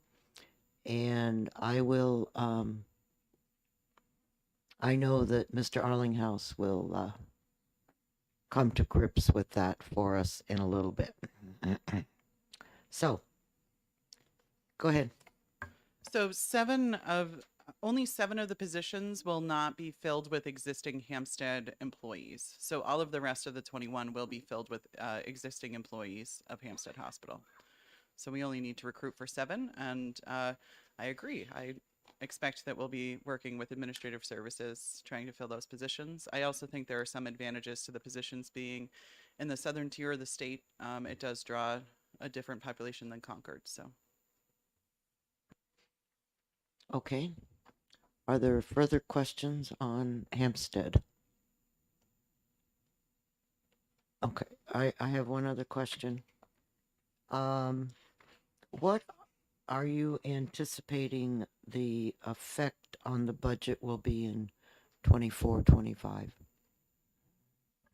Sure. And I forgot to state my name again for the record, Karen Lucas, Chief Financial Officer, HHS.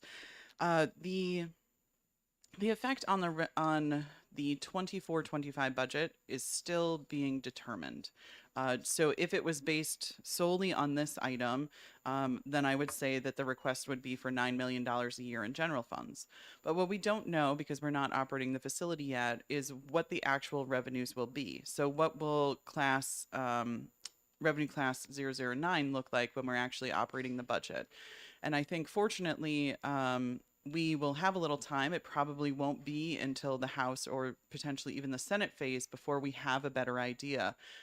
So the agency budget probably will look a lot like this, but we'll be able to adjust that in later phases as we get a better sense of what the revenue actually is. The other thing I just want to mention about this fiscal item is this is a 12-month fiscal item with the exception of one class line 12, which is half of the anticipated budget because those positions are budgeted in the purchase item that we came with a couple weeks ago. The other reason I wanted to mention that this is a 12-month budget is that the department may be back with an additional item if the close happens prior to 6:30.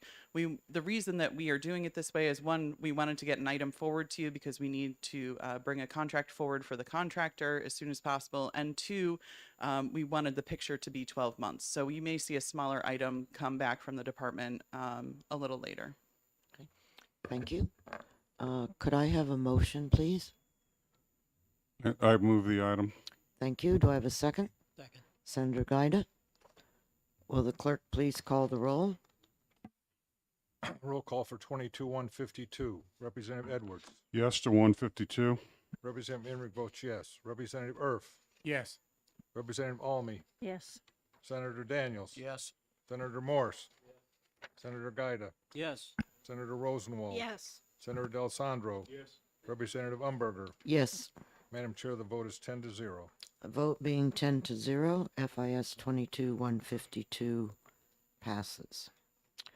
Okay, we now move on to tab 9.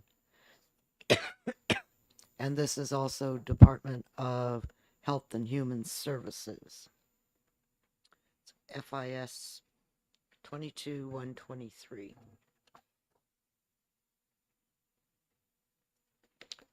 Okay, you didn't change your name since we talked last.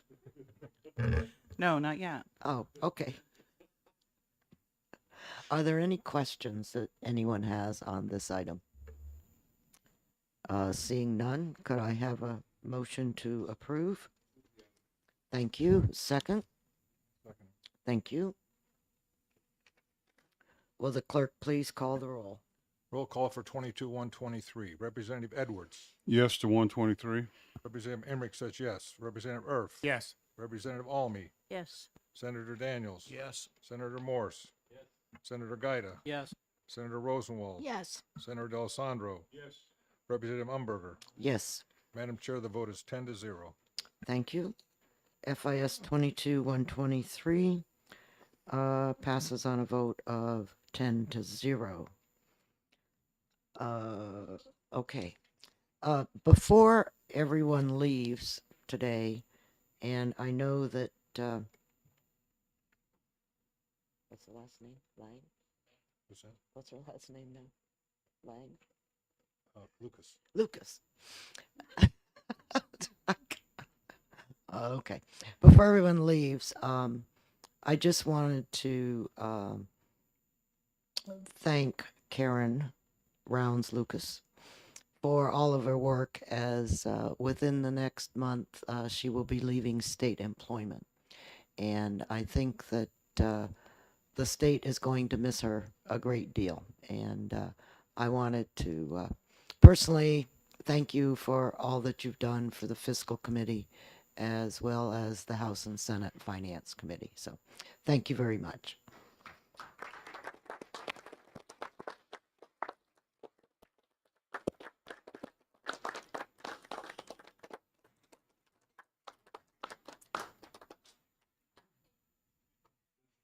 Yes, you certainly may.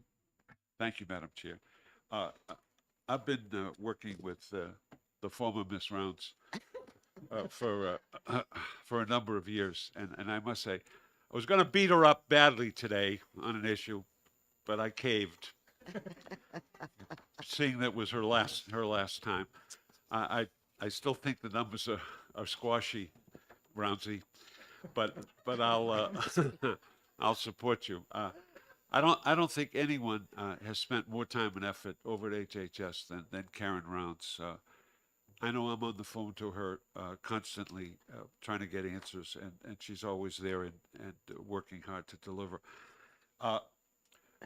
One of our problems is retention in state government, and if we don't start retaining people like Karen Rounds and others, we're going to be in big trouble. And for that, I sincerely worry about our future. I wish you nothing but the best in your future, Karen, but I want to say no one has done more to assist me, in individual, than you have with regard to problems I had with HHS. So thank you very much for your service, and Godspeed. Good health and good job. And damn it, you doubled your pay. That's neither here nor there. Okay. Thank you, Madam Chair. You're quite welcome. Madam Chair, We'll have some opportunity because what was the last name again? Lucas. Lucas. Miss Lucas will be back to talk to us. Okay, moving on to FIS 22-133, Department of Safety.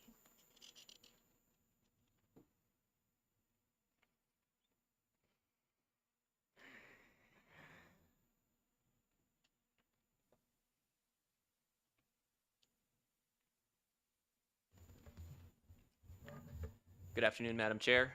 Steve Lavoie, Director of Administration for the Department of Safety, and with me is Mark Doyle, the Director of the Division of Emergency Services and Communications. Are there any questions on this item? Seeing none, could I have a motion to approve? Senator Rosenwald? Senator Second. Daniels? Okay, thank you. Will the clerk call the roll? Roll call for 22-133. Representative Edwards. Yes to 133. Representative Emmerich, yes. Representative Erf. Yes. Representative Almy. Yes. Senator Daniels. Yes. Senator Morse. Yes. Senator Gaida. Yes. Senator Rosenwald. Yes. Senator D'Alessandro. Yes. Representative Umberger. Yes, Madam Chair, the vote is 10-0. thank you. The vote being 10-0, FIS 133 passes. We now turn to, thank you. Now turn to FIS 22-134, New Hampshire Liquor Commission. This is under tab 11.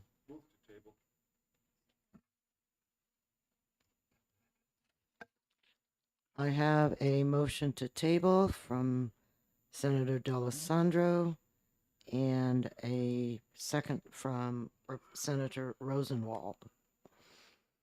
Okay. Is there discussion around a no. tabling motion? No. Unfortunately, no. Okay. Will the clerk call the roll to table, please? Table motion for 22-134. Representative Edwards. No to table. Representative Emmerich says yes. Representative Erf. Yes. Representative Almy. Yes. Senator Daniels. Yes.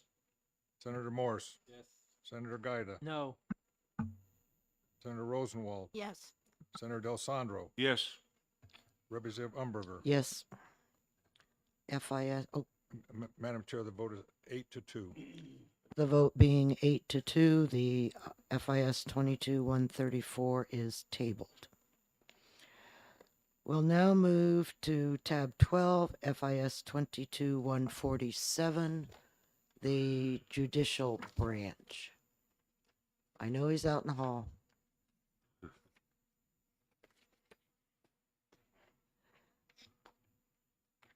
This is under tab 12.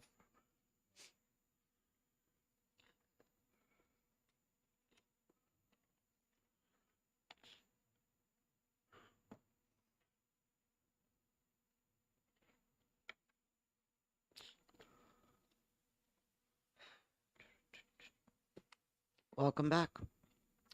Are there any questions for the Chief Justice?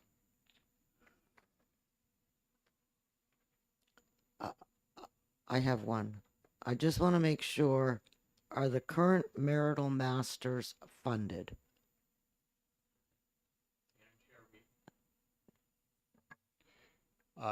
There is one remaining marital master. Is that what you're asking? No, you're talking about converting 2 existing vacant full-time marital master positions.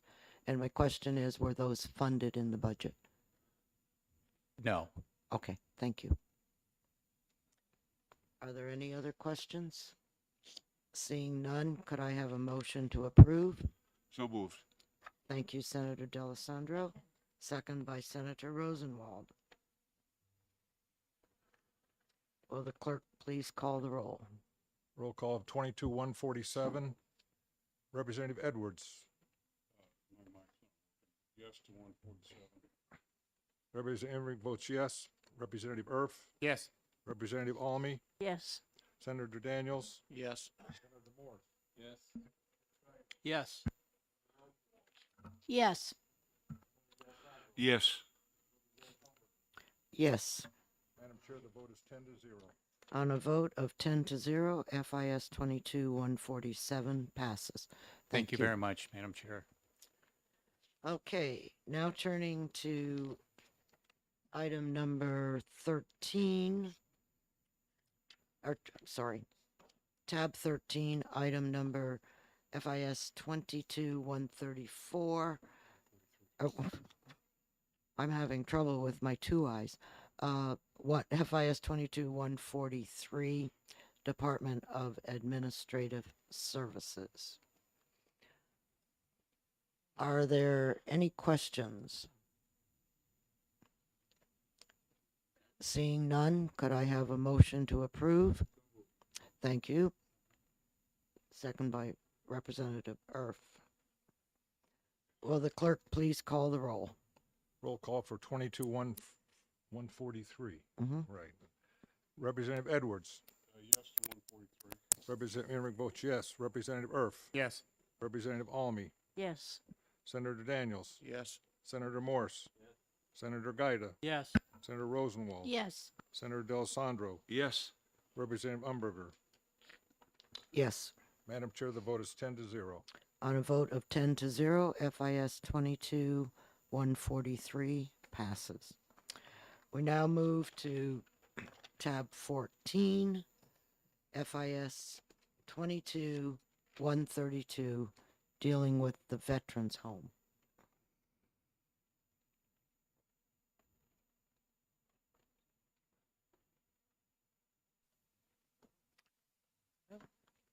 Good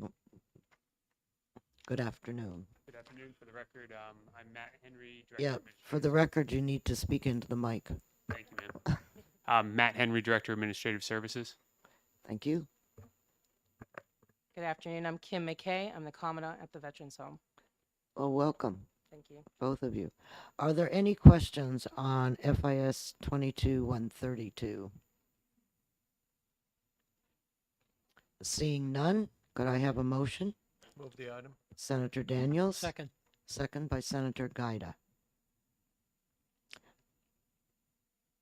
Will the clerk call the roll? Roll call for 22-132. Representative Edwards. Yes to one.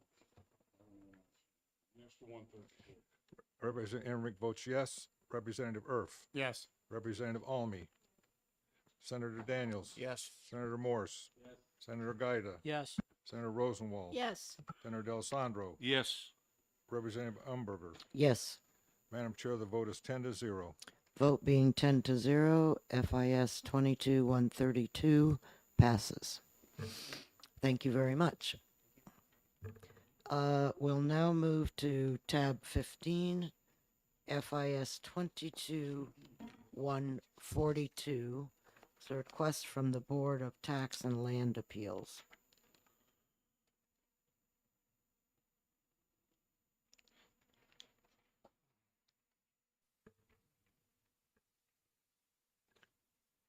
Would you please introduce yourselves? Good afternoon, Madam Chair. My name is Michelle LeBrun. I'm the Chair of the Board of Tax and Land Appeals.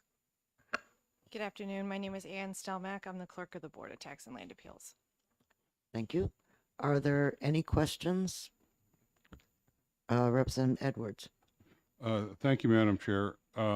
So this looks like it's an attempt to go ahead and contract out a review appraiser rather than using in-house talent. That's the way I read it. But is that accurate? And what's going to be the net effect of this year over year? It's somewhat accurate. We've had a vacancy in that position for over a year now and have not been able to fill it.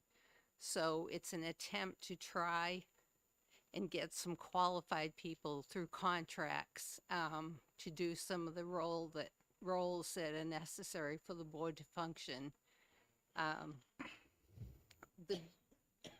Thank you. That's enough. Yeah. Representative Almy. Thank you, Madam Chair. I know we've got a major shortage of qualified assessors in this state now, and it's getting worse. And are you going to have to contract from out of state from people that wouldn't know our systems? We are hoping that we will not have to because we think they should be qualified and know this state in order to function in the way that they should. Good luck. Are there any further questions? Could I have a motion, please? Move the item. Thank you, Senator D'Alessandro. Second. Senator Representative Almy. Okay. Will the clerk call the roll? Roll call of 22-142. Representative Edwards. Yes to 142. Representative Emmerich votes yes. Representative Erf. Yes. Representative Almy. Senator Daniels. Yes. Senator Morse. Yes. Senator Gaida. Yes. Senator Rosenwald. Yes. Senator D'Alessandro. Yes. Representative Umberger. Yes. Madam Chair, the vote is 10-0. Thank you. On a vote of 10-0, FIS 22-142 passes. Thank you very much. You're quite welcome. Okay, I now turn to tab 16, which is a late item from New Hampshire Fish and Game.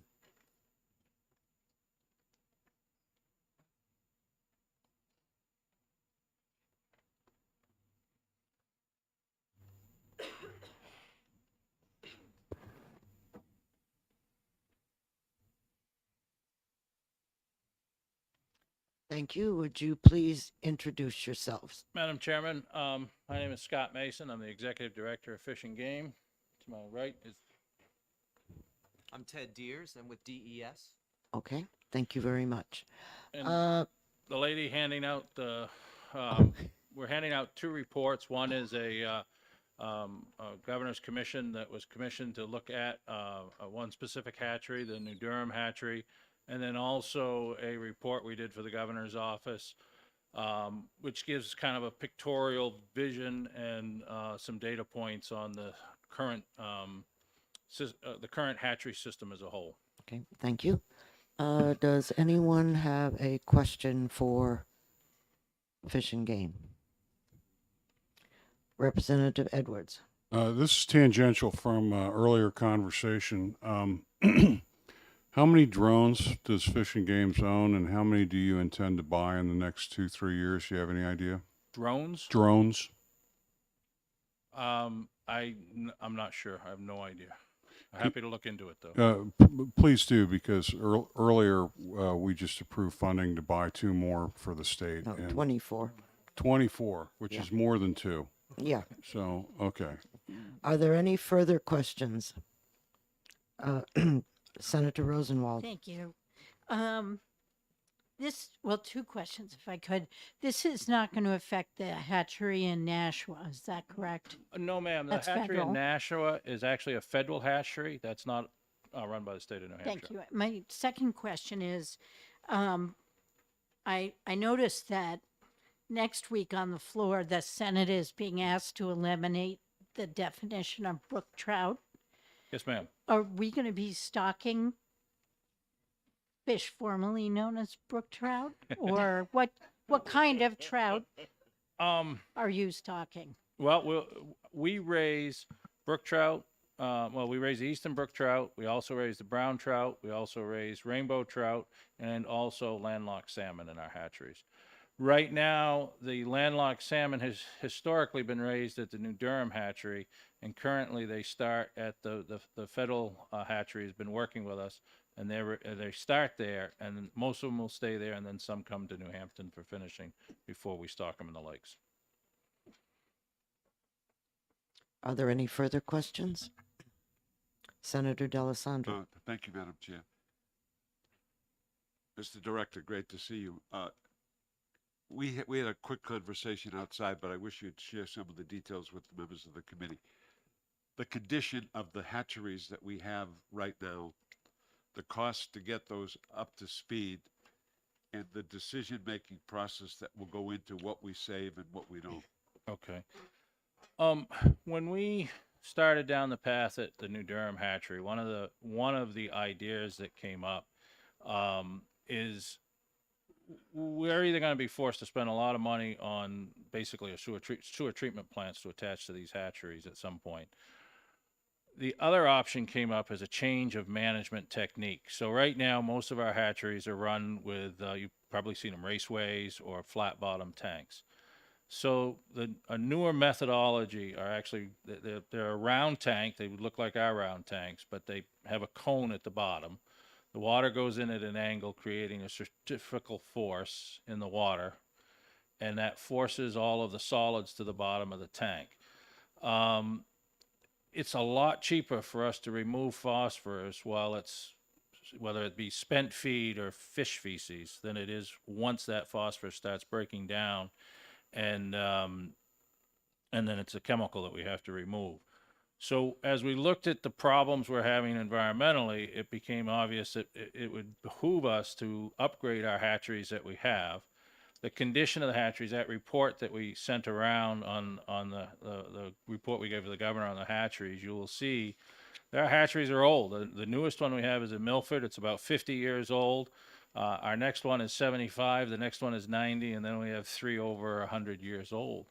And through time, we've done maintenance, but we probably haven't kept up to the level that we needed to keep these things going indefinitely. And it is time to, between the issue of the maintenance and the issue of trying to improve the environmental footprint of the hatcheries and reduce the phosphorus that we're releasing into the streams, now is the time to make this investment. Thank you. Are there any, you have follow-up?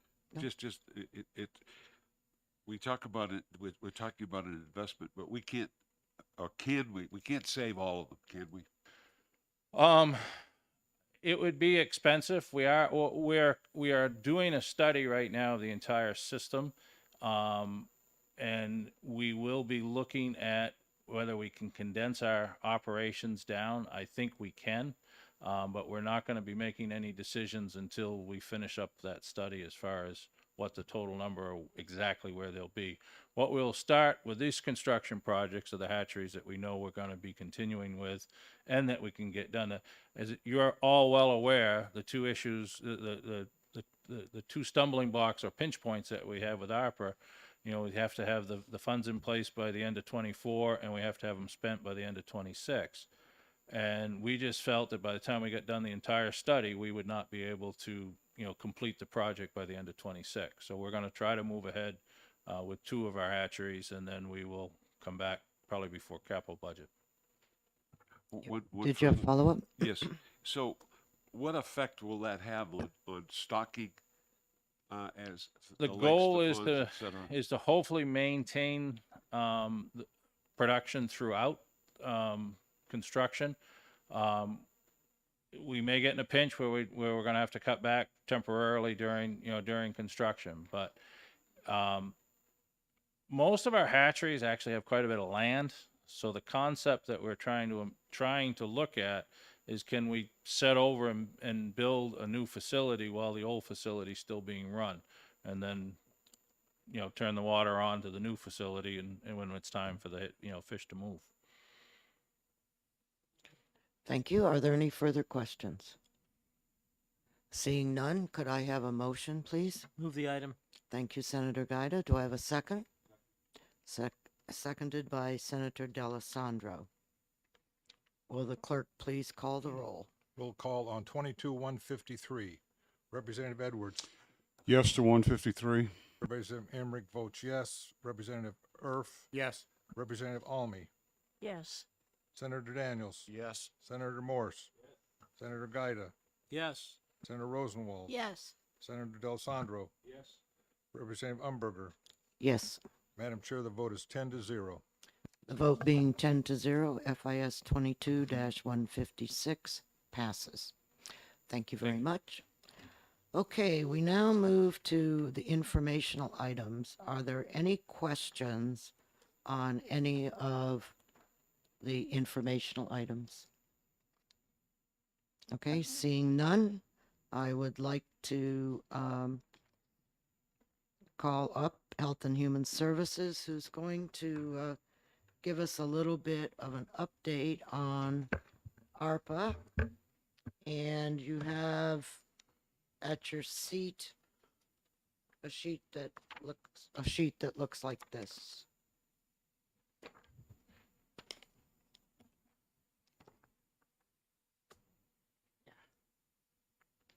Great. First of all, thank you. I certainly appreciate all of the kind words. And I probably can't say much more than that without tears coming. So I'm just going to stick with that. So thank you. It's only because you changed your name. You know, just creating a little confusion. Senator D'Alessandro would tell you that that's just part of what I do, create a little bit of confusion. So this document that I provided, I know the chair asked for a presentation, and this is not a presentation per se. And I want to explain why and then talk about how I'd like to move forward with it, or how the department will move forward with it. We have about 75 plus grants that have come to the department directly in ARPA funding that are not through Gopher. So none of what is reported here are grants that came through Gopher. As you all know, I don't like to reinvent the wheel. So what I did is we started with the document that the LBA has created for all funds that have been accepted either through the governor's emergency powers or through your committee. And Governor and Council asked for an update on spending about a month and a half ago. And so we took the LBA's document and added a spending column, and that is what we provided to Governor and Council. You'll note that the date on this is as of January 13th, and that is why, because I used that same document I provided to Governor and Council.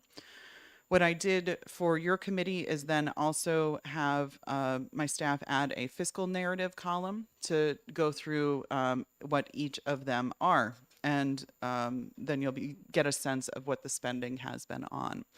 And I think what makes the most sense is to give you all some time to digest this. I know that this was just given to you this morning, and then ask the department to present on grants of interest, things that you're interested in understanding better, what the money was spent on or what it will be spent on. Just one caveat, the expended column is truly expended. So if it's been encumbered, meaning that there is a contract already in place that Governor and Council has approved for spending those funds, that is not represented in that column. It is only if we've paid the vendor. So you may see a couple that you read the description and you say, why have they not spent that money? It's likely just we have not been billed yet by the vendor. So that is just something to keep in mind. But that was how I decided to approach it, rather than creating a 75-slide PowerPoint and sitting here for an hour and a half walking you through each of them and having each director come up. I thought you might appreciate having, you know, a more succinct approach to the things that you were interested in. Representative Edwards. So you're right. I've not digested this document yet, but so I'll just ask my standard question, which is there a summary of all of the disparate IT requests so that we understand just in a kind of a nutshell all the moving parts under the IT upgrades? So that was not specifically called out on this document. If that's something you're interested in, that is something we can prepare for you and tell you which of these grants are being used for IT projects. Well, and it's not just that the full grant is being used for an IT project. As I recall, a few of them, the IT was embedded within a grant, and so so the idea of tracking it gets to be a little bit more complicated because it's not at the top level, it's buried within. So just so that I'm consistent, I'm going to say that I've been concerned that on the good side of things, you now have money to do all the IT refresh that we know of, but I just am concerned that we're not able to have visibility into them as a set of IT projects. So so I don't know how to form that in a request other than to continue to say, I at some point, I would really like to see what the IT portfolio looks like.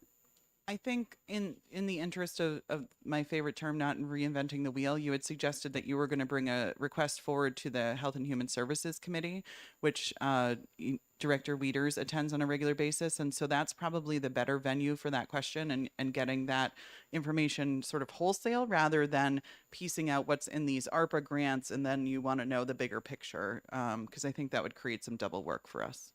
I hate double work. I've asked the chairman of HHS Oversight to schedule this particular topic.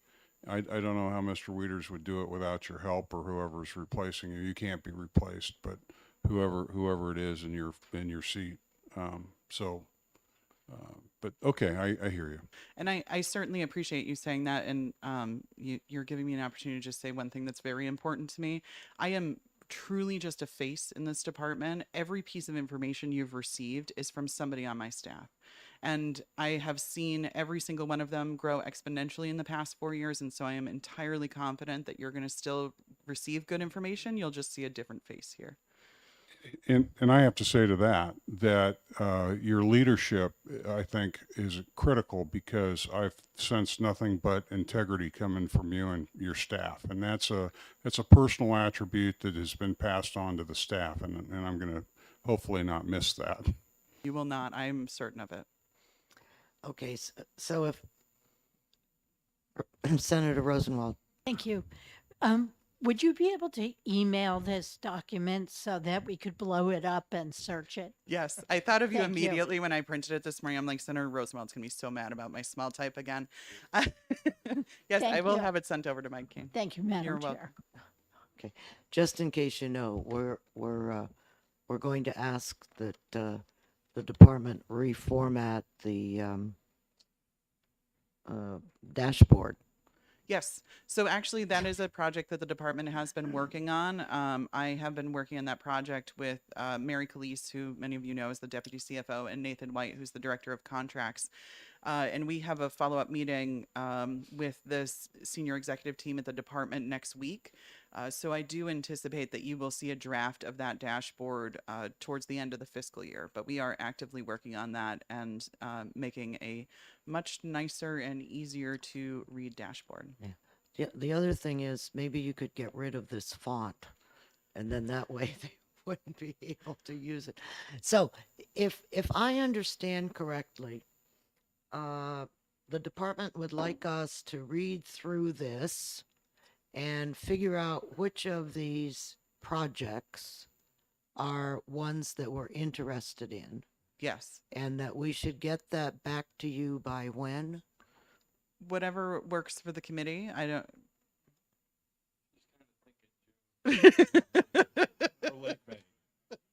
After May 5th? No, no, really, truly, whatever works for the committee, I'm happy to, work with the team to, put together. Like I said, I think a PowerPoint is totally appropriate. I just didn't want to do 75 slides. So I suspect there are certain grants that people are more interested in than others.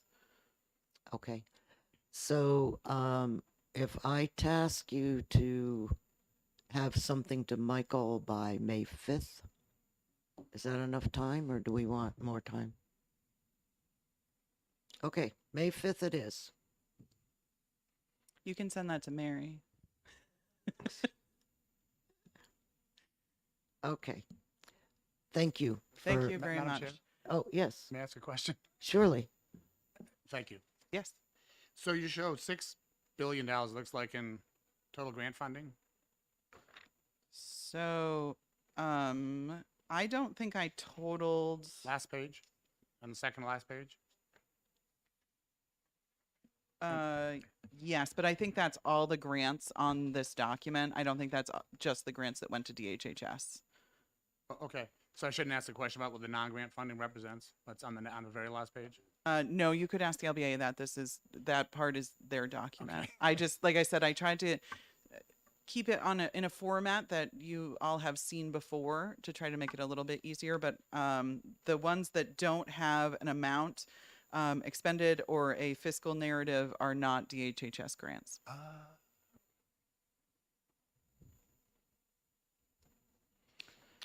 Okay. So we all have a task, and then HHS will have a task. So Okay. And if you don't mind, we are going to head out unless there was a question that we should stay for the audit item. Okay. All right. Thank you very much for all your time. all right, thank Hope you. to see you again. Yep. Okay, we now have DES, and they have provided some information for us.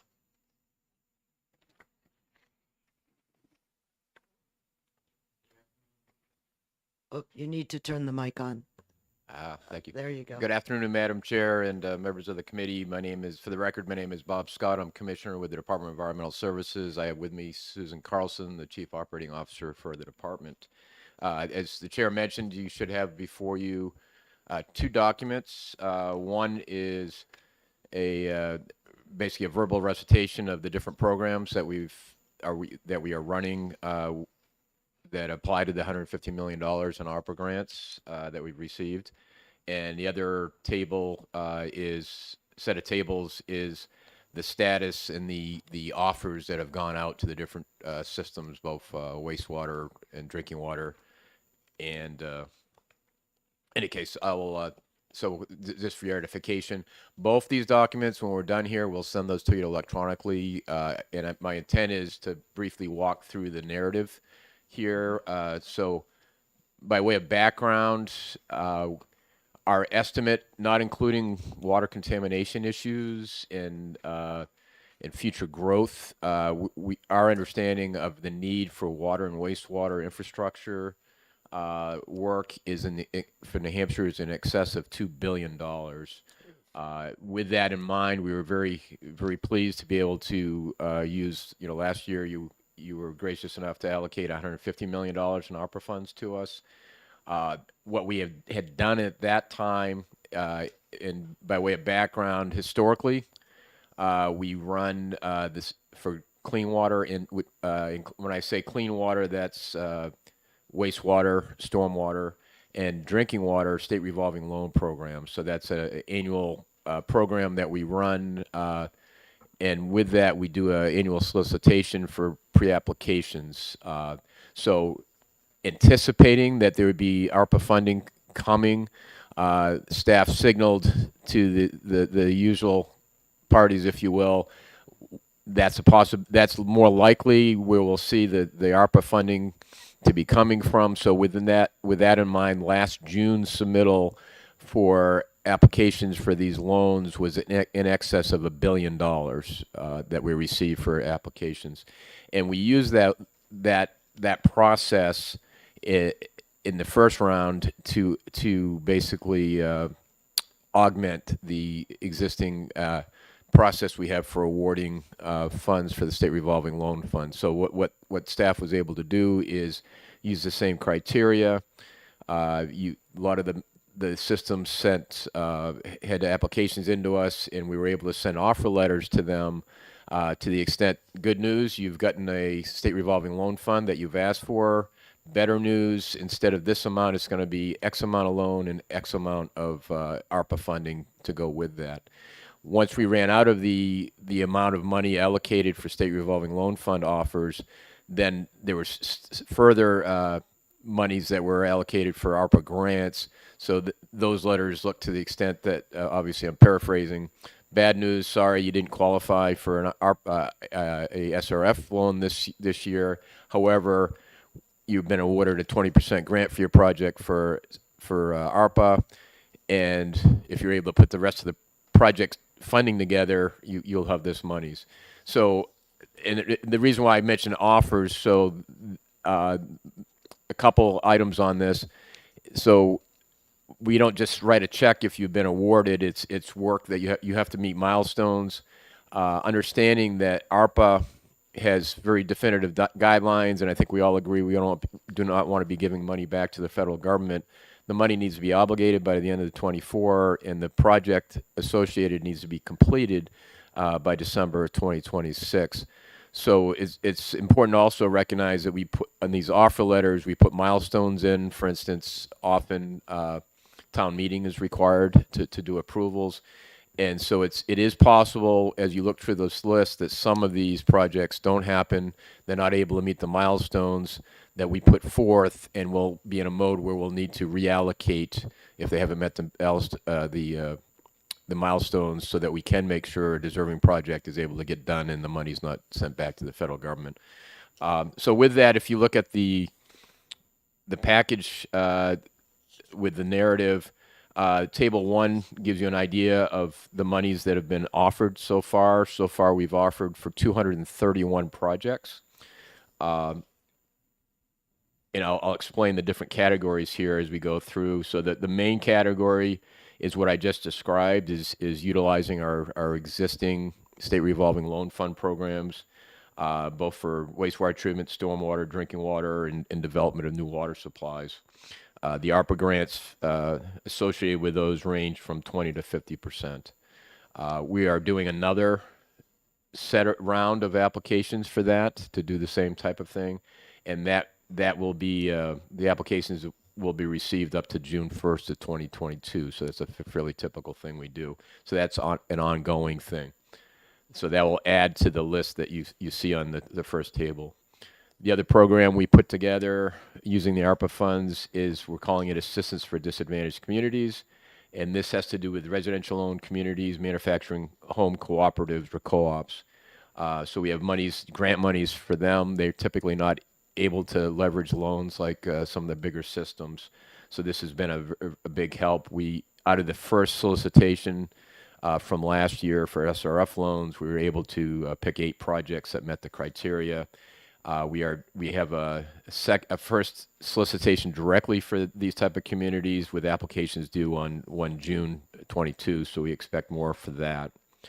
The third category is planning and long-term sustainability grants. So we have a category here for, as you may imagine, especially the wastewater systems, but the drinking water systems as well. These things don't come out of nowhere. They require a lot of planning up front to make all the pieces work. So we were able to provide some funding for that. And the other part of that is we're calling it system sustainability. So asset management, which sounds easy, but you'd be amazed at the number of systems that don't know what their assets are, where they are, or the condition of them. So obviously, if we're going to be funding a project, that's pretty important for them to have that kind of information. So we have typically funded out of SRF that type of activity, and we'll do that also, and have been doing that with the ARPA funds, energy audits, water audits, and a new thing is cybersecurity work, which I'll talk about in a moment.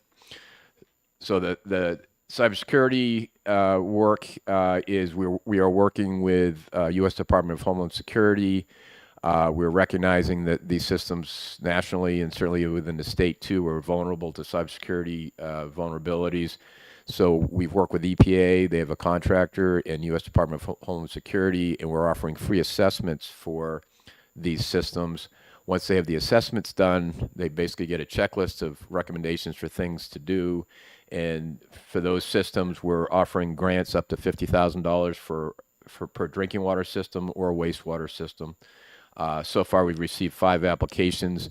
That may sound like not a lot, but again, you have to get the assessment done first. So that will be an ongoing effort for us.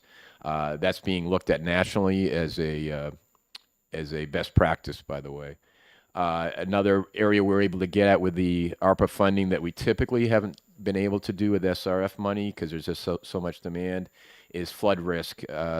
So funding projects for flood resilience, stormwater management planning and assessment work, as well as implementation. So, that includes projects on the coast, obviously, but also obviously the western part of the state last year had a lot of flood damage and that type of thing. So we're able to, with this expanded pot of money, we're able to actually get at some of funding for those type of projects also.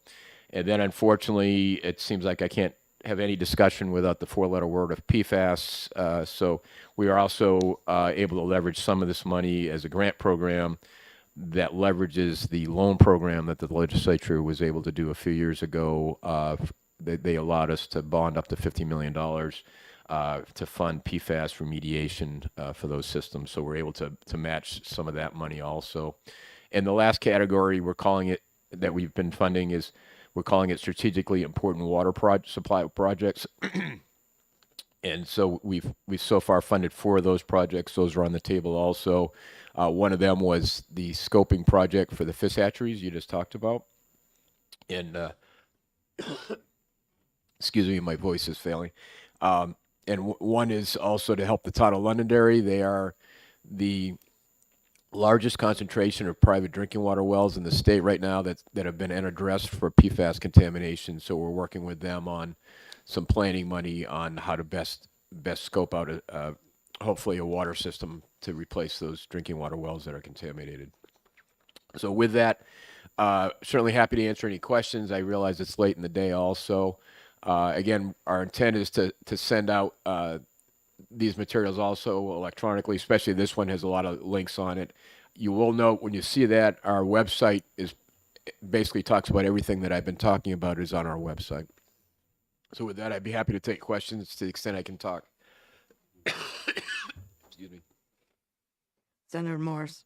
Yeah, I'd just like to point out, so there's no surprises on the House side, the commissioner reminded me when he came in today, we will have to put money to match the SRF money that's coming right now to the state for 23.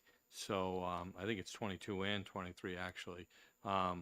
So we'll be putting an amendment on something and sending it over to the House, so that we can take the additional money that Washington has right now on SRF. Okay, excuse me. So we put our SRF money in the budget, but because of the new money, we have to add to the SRF? Is that So what I'm understanding?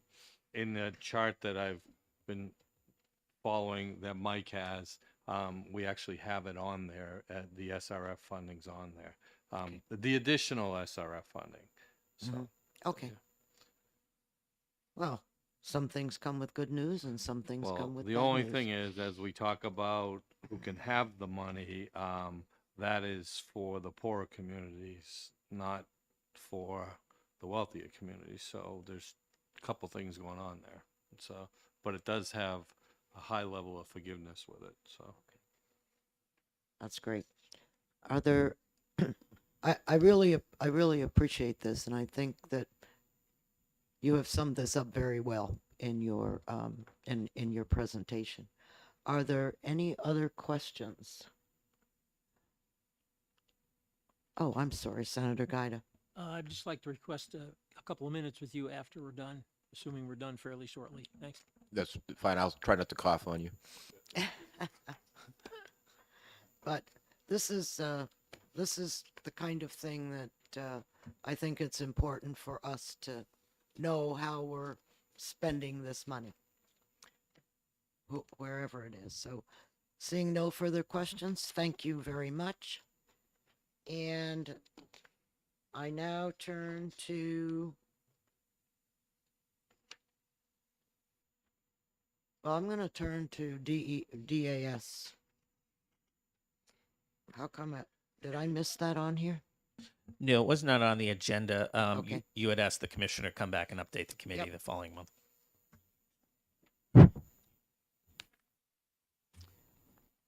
Hi, Hi. I'm Charlie Arlinghouse. I'm the Commissioner of Administrative Services, but maybe you knew that.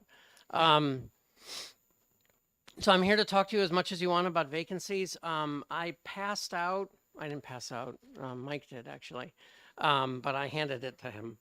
4 sheets of paper, which give you a sense of where, I think I want to give you every month the sheet that says vacancy rates for the state of New Hampshire, and then the total by department. Page 3 is a list where we broke it out based on some things people were asking about. The class 10s and the class 59s are separate.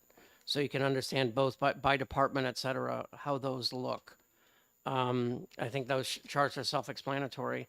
The page 4 I gave you is we've started trying to do some data analysis on trends and understand what's going on, when it started, when it's stopping, et cetera. And this is just a quarterly snapshot for you. And you look at the numbers at the bottom, you can see how they're growing, although they appear to have ticked down 0.1 percentage point in the last 8 days, which I suppose is nice.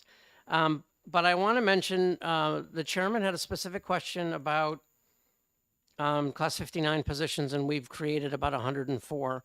I actually asked our data people to do this is close, but not exactly the same thing, probably, because sometimes some positions aren't stood up right away, and so there's probably an overlap issue. But since July 1st, we've stood up about 106 positions, and 77 of them are filled. And that's for your question about whether we're filling positions or not, whether we're taking care of them or not. That's a more useful data point than the 185 of 407 positions are filled. I want to mention a couple things. Are we losing ground? Yeah, we're losing ground. Our goal, the whole reason as we started this standing up a statewide recruitment unit, is to stop losing ground. And I think that's going to happen. We hired 3 very, very good people. Congratulations. Yeah, well, we do what we can. Yeah. So in fact, one of them behind me, or probably behind Joe, I'm going to do this without turning around. Cassie Keene is our deputy commissioner. You know Cassie. Lori Roos, the director of personnel. But we hired Kate Malavy, who's over here, and she comes to the state service from the military. So I'm going to say nice things about her, or she could probably kill me, which we're against, just broadly speaking. But Kate is heading that unit. I'll be meeting with her regularly. I did on her first day, which was a week ago. And we're doing things. For example, it's a week, so I don't expect everything to turn around in a day. The Queen Mary doesn't pivot; it gradually turns. But we did some work on. We did an email blast to LNAs. This isn't brain surgery, right? You get a list of the LNAs and from licensing, and then you email them and say, "Do you know the state's hiring?" And we had 10 interviews within 24 hours. And so it's little things like that this is going to happen. I want you to understand that if you look at the current fiscal year, just to put things in perspective for you, it's easy for us to look at the number of vacant positions as a snapshot in time. Oh my God, we can't hire anybody. Well, I would tell you this, we've hired in the state about 4,000 people in the last 9 months. And so, and I got at this, I started looking at my own department. Some of those are from other agencies, about half, right? But we've hired 1,900-ish, 1,911, I think, don't hold me to that, people from outside, new hires or rehires, which is just a term for someone who worked for the state 6 months ago or 20 years ago. But 1,900 new people coming in. We have people leaving. And that's an issue, and the goal is to get that to change. Are people leaving in greater numbers than they used to? Preliminary look is that it doesn't look like it, and I'm trying to compare apples to apples, which turns out to be harder than you think. And so part of this is there's going to be a lot of data analysis over the next months going, and I'm actually going to try to do a lot of that myself. I sort of like data. And it seems like it'd be an interesting thing to do, and it makes it easier for me to talk about when I've actually looked at it directly. But we hire a lot of people, and so it's not that people aren't interested in the state as an employer. They still are. 2,000 people who didn't used to work here do work here again, but we've lost ground in recent time. But the idea is to push that and turn it slowly and get there. And I think that's the point, that sometimes we fall back on a narrative, right? This is sort of a newspaper level analogy, or not newspaper level, headline level, right? Hiring impossible.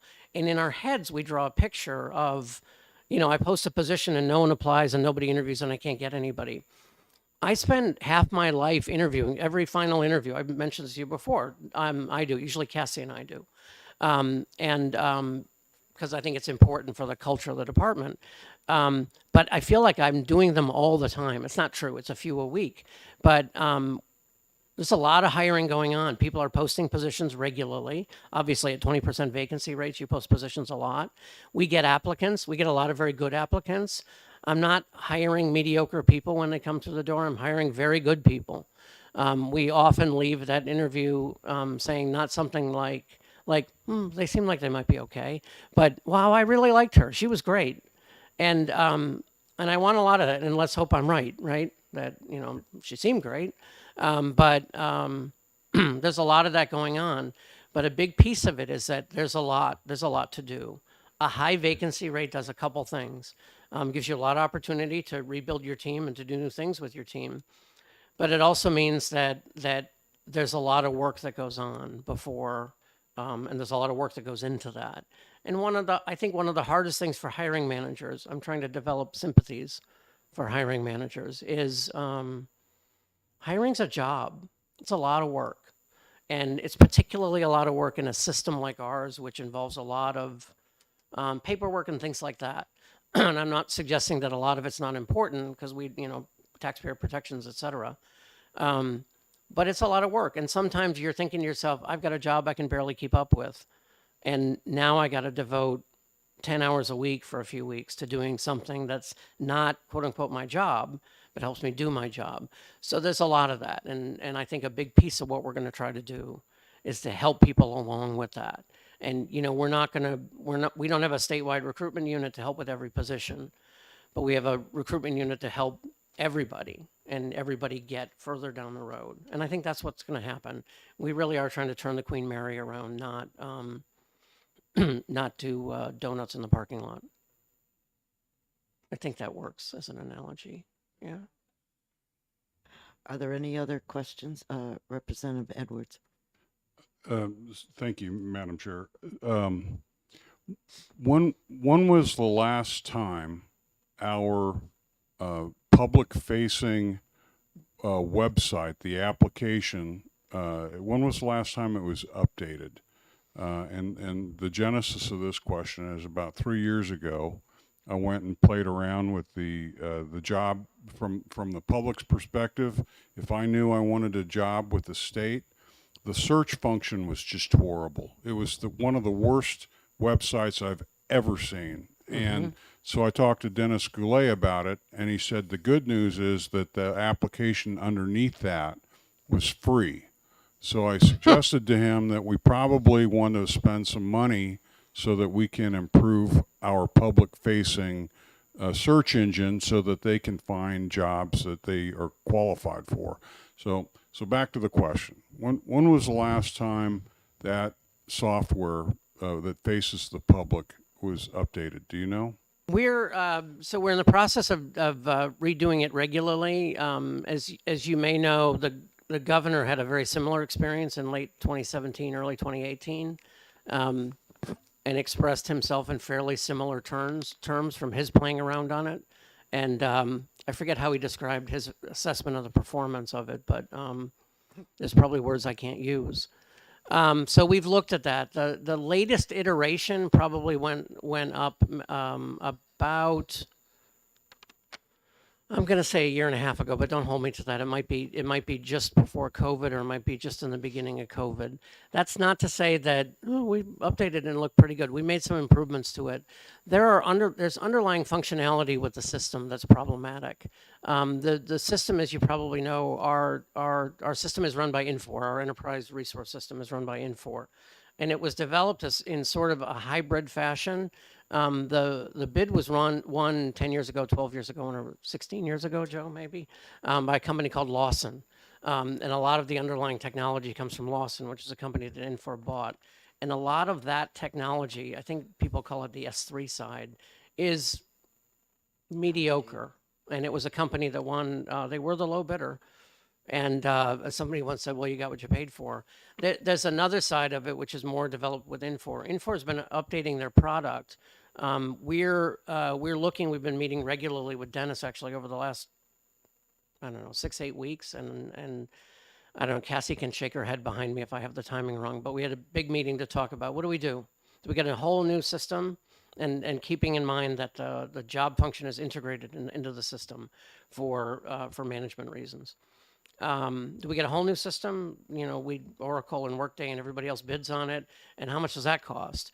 Do we do nothing, which is the state approach of the 80s and 90s? We did nothing in GHRS, and IFS eventually disintegrated to the point where nobody could fix them anymore, and we had to reprocure. Or do we do the next iteration of Infor, which includes moving from land-based to cloud-based, and a significant upgrade, which they call Cloud Suite, which is different from being on the cloud. I think that's where we're going to land, but it's an expensive, long proposition. That will improve things, but we can't wait for that to improve things. The application is mediocre, or the application process is mediocre. For example, when I interview people, I hate it so what happens is our managers give me resumes to look at, and I want a resume, I don't want our application. And that tells me something, right? That the fact that I hate the state application, and it's the state application we do, means it's bad. So we're trying to improve it. Some of it is written into the rules, and so we're in the process of doing a rules upgrade. I actually have a very preliminary draft of personnel rules upgrades, and one of the goals is to take, you know, there are a lot of ways to do rules, but one of them is you specify every line item, and the rules will just decide, you know, what's in box 12, what's in box 13, which I think is insane. And we're going to try to get away from that if the if the officer rules lets us. And we're going to change our rules. So we're going to get there. But a big piece of recruitment is to make it easier to apply. One. Well, first of all, easier to find out about a job. 2, easier to apply. 3, easier to certify for a job. We've made some significant progress in that. Some I think, very important rule changes that actually other states are adopting now. And then easier for a manager to hire you and get the that processed so that you can get in the door. Because everything that extends the time, I apply for 3 jobs and I get an offer from, you know, DECA in 4 days. I'm not going to wait a month for the state to get back to me. So we've updated recently, but we have a long way to go. Did you want to follow up? Yes, very comprehensive answer. Glad to hear that you have visibility of it, because I do think one of the reasons we have trouble hiring people is people can't try to be hired very well. So the other part I just would ask you to keep your eye on is that a lot of our jobs we're able to offer a veteran's preference. And as I recall the application, there was no way to search to say, "Hey, I'm a veteran, tell me which jobs are available for which a veteran would have preference." So that was a specific functionality that I thought should be included, but. Oh, I'll look into that. I know I looked at veterans preferences a while ago, and I don't remember the outcome. I think when it was originally developed, it was the structure of the law was predicated upon examination-based positions, which we have very few of anymore. And so let me look into that. Okay, Senator Daniels. Thank you. We're seeing numerous bills come through the legislature and through this committee, numerous requests for establishing new positions. To what extent is DAS approving the establishment of new positions as opposed to looking at the vacancies that exist and changing those vacancies over to positions that would not establish new ones? A couple things. The quick answer to that is new positions are approved by the legislature, not by administrators. So I have an administrative function, not a policy function. So you approve positions. I don't. I process them. So that's one thing. Secondly, the repurposing of vacant positions is a difficult thing. It's meant to be difficult, right? The budget is approved on a position basis. You approve the expenditure of money for a specific purpose. You may hire 14 electricians. You can't say, "Ooh, I got them to approve 14 electricians. Now I'm going to convert them all to accountants." And because that becomes a policy decision. And I end up going before committee and Senator Morse goes, "Oh, I didn't say you could do that." And then I'm in trouble. So, however, there are elements of 21G that suggest that managers are meant to manage, that you're supposed to run your department the way you're supposed to manage it. And there's a reclassification process that's outlined in the rules. It's a fairly cumbersome process, and it anticipates you taking an individual position, filling out paperwork to convert it. But our job as our regulatory function, personnel's regulatory function, is to look at the paperwork you do as a department. Let's say you're an agency. You do as an agency and make sure that the position you're creating is appropriately classified, that based on the job duties you outlined, that is an administrator 2, it's not a project manager 4, whatever the classifications are, and that you've selected the appropriate pay range, and that when that paperwork is done, it meshes in the grid. It is not our role, responsibility, or authority, frankly, to guess whether that's a legitimate business need of yours or not. That is a discussion between you as an agency head and the legislature and the governor. Our job is merely is a ministerial function as opposed to a approval function. I don't have policy authority in that sense. Are there any further questions? I do have one comment. Mr. Bouchard, what makes you think you can retire? I mean, I had this discussion once already today, but I would just simply like to congratulate you for your years of service and everything that you have done to help DAS over the years. And I know that I'm appreciative of it, and I'm sure the other folks that are still here are. So we wish you the best of luck in retirement. And will you be back one more time? I didn't think so. Okay. Yes, Senator D'Alessandro. First of all, thank you, Madam Chair. And I know it's been a long meeting, but I say over and over again that life's all about relationships, and I think the relationship that all of us have with Joey Bouchard is something very, very, very special. I've been around here, Joey, for 50 years, so I haven't met many people here that hit the high standard that you do.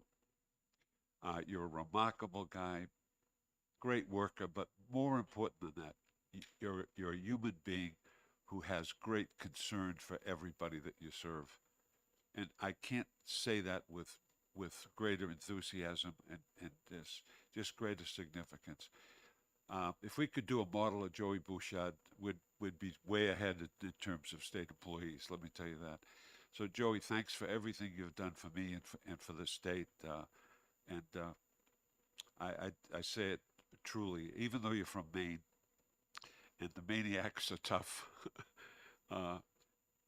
you're just a great American, Joe. And thank you for all you've done. Truly appreciate it. Thank you, Joe.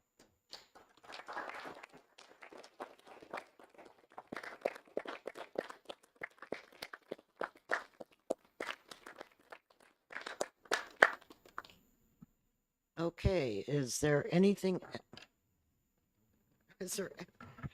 else to come before the fiscal committee? Just the date of the next meeting, Madam Oh, Chair. whatever the third, May 20th is the third Friday. okay, does that work? Works for me. Okay, thank you. Thank you.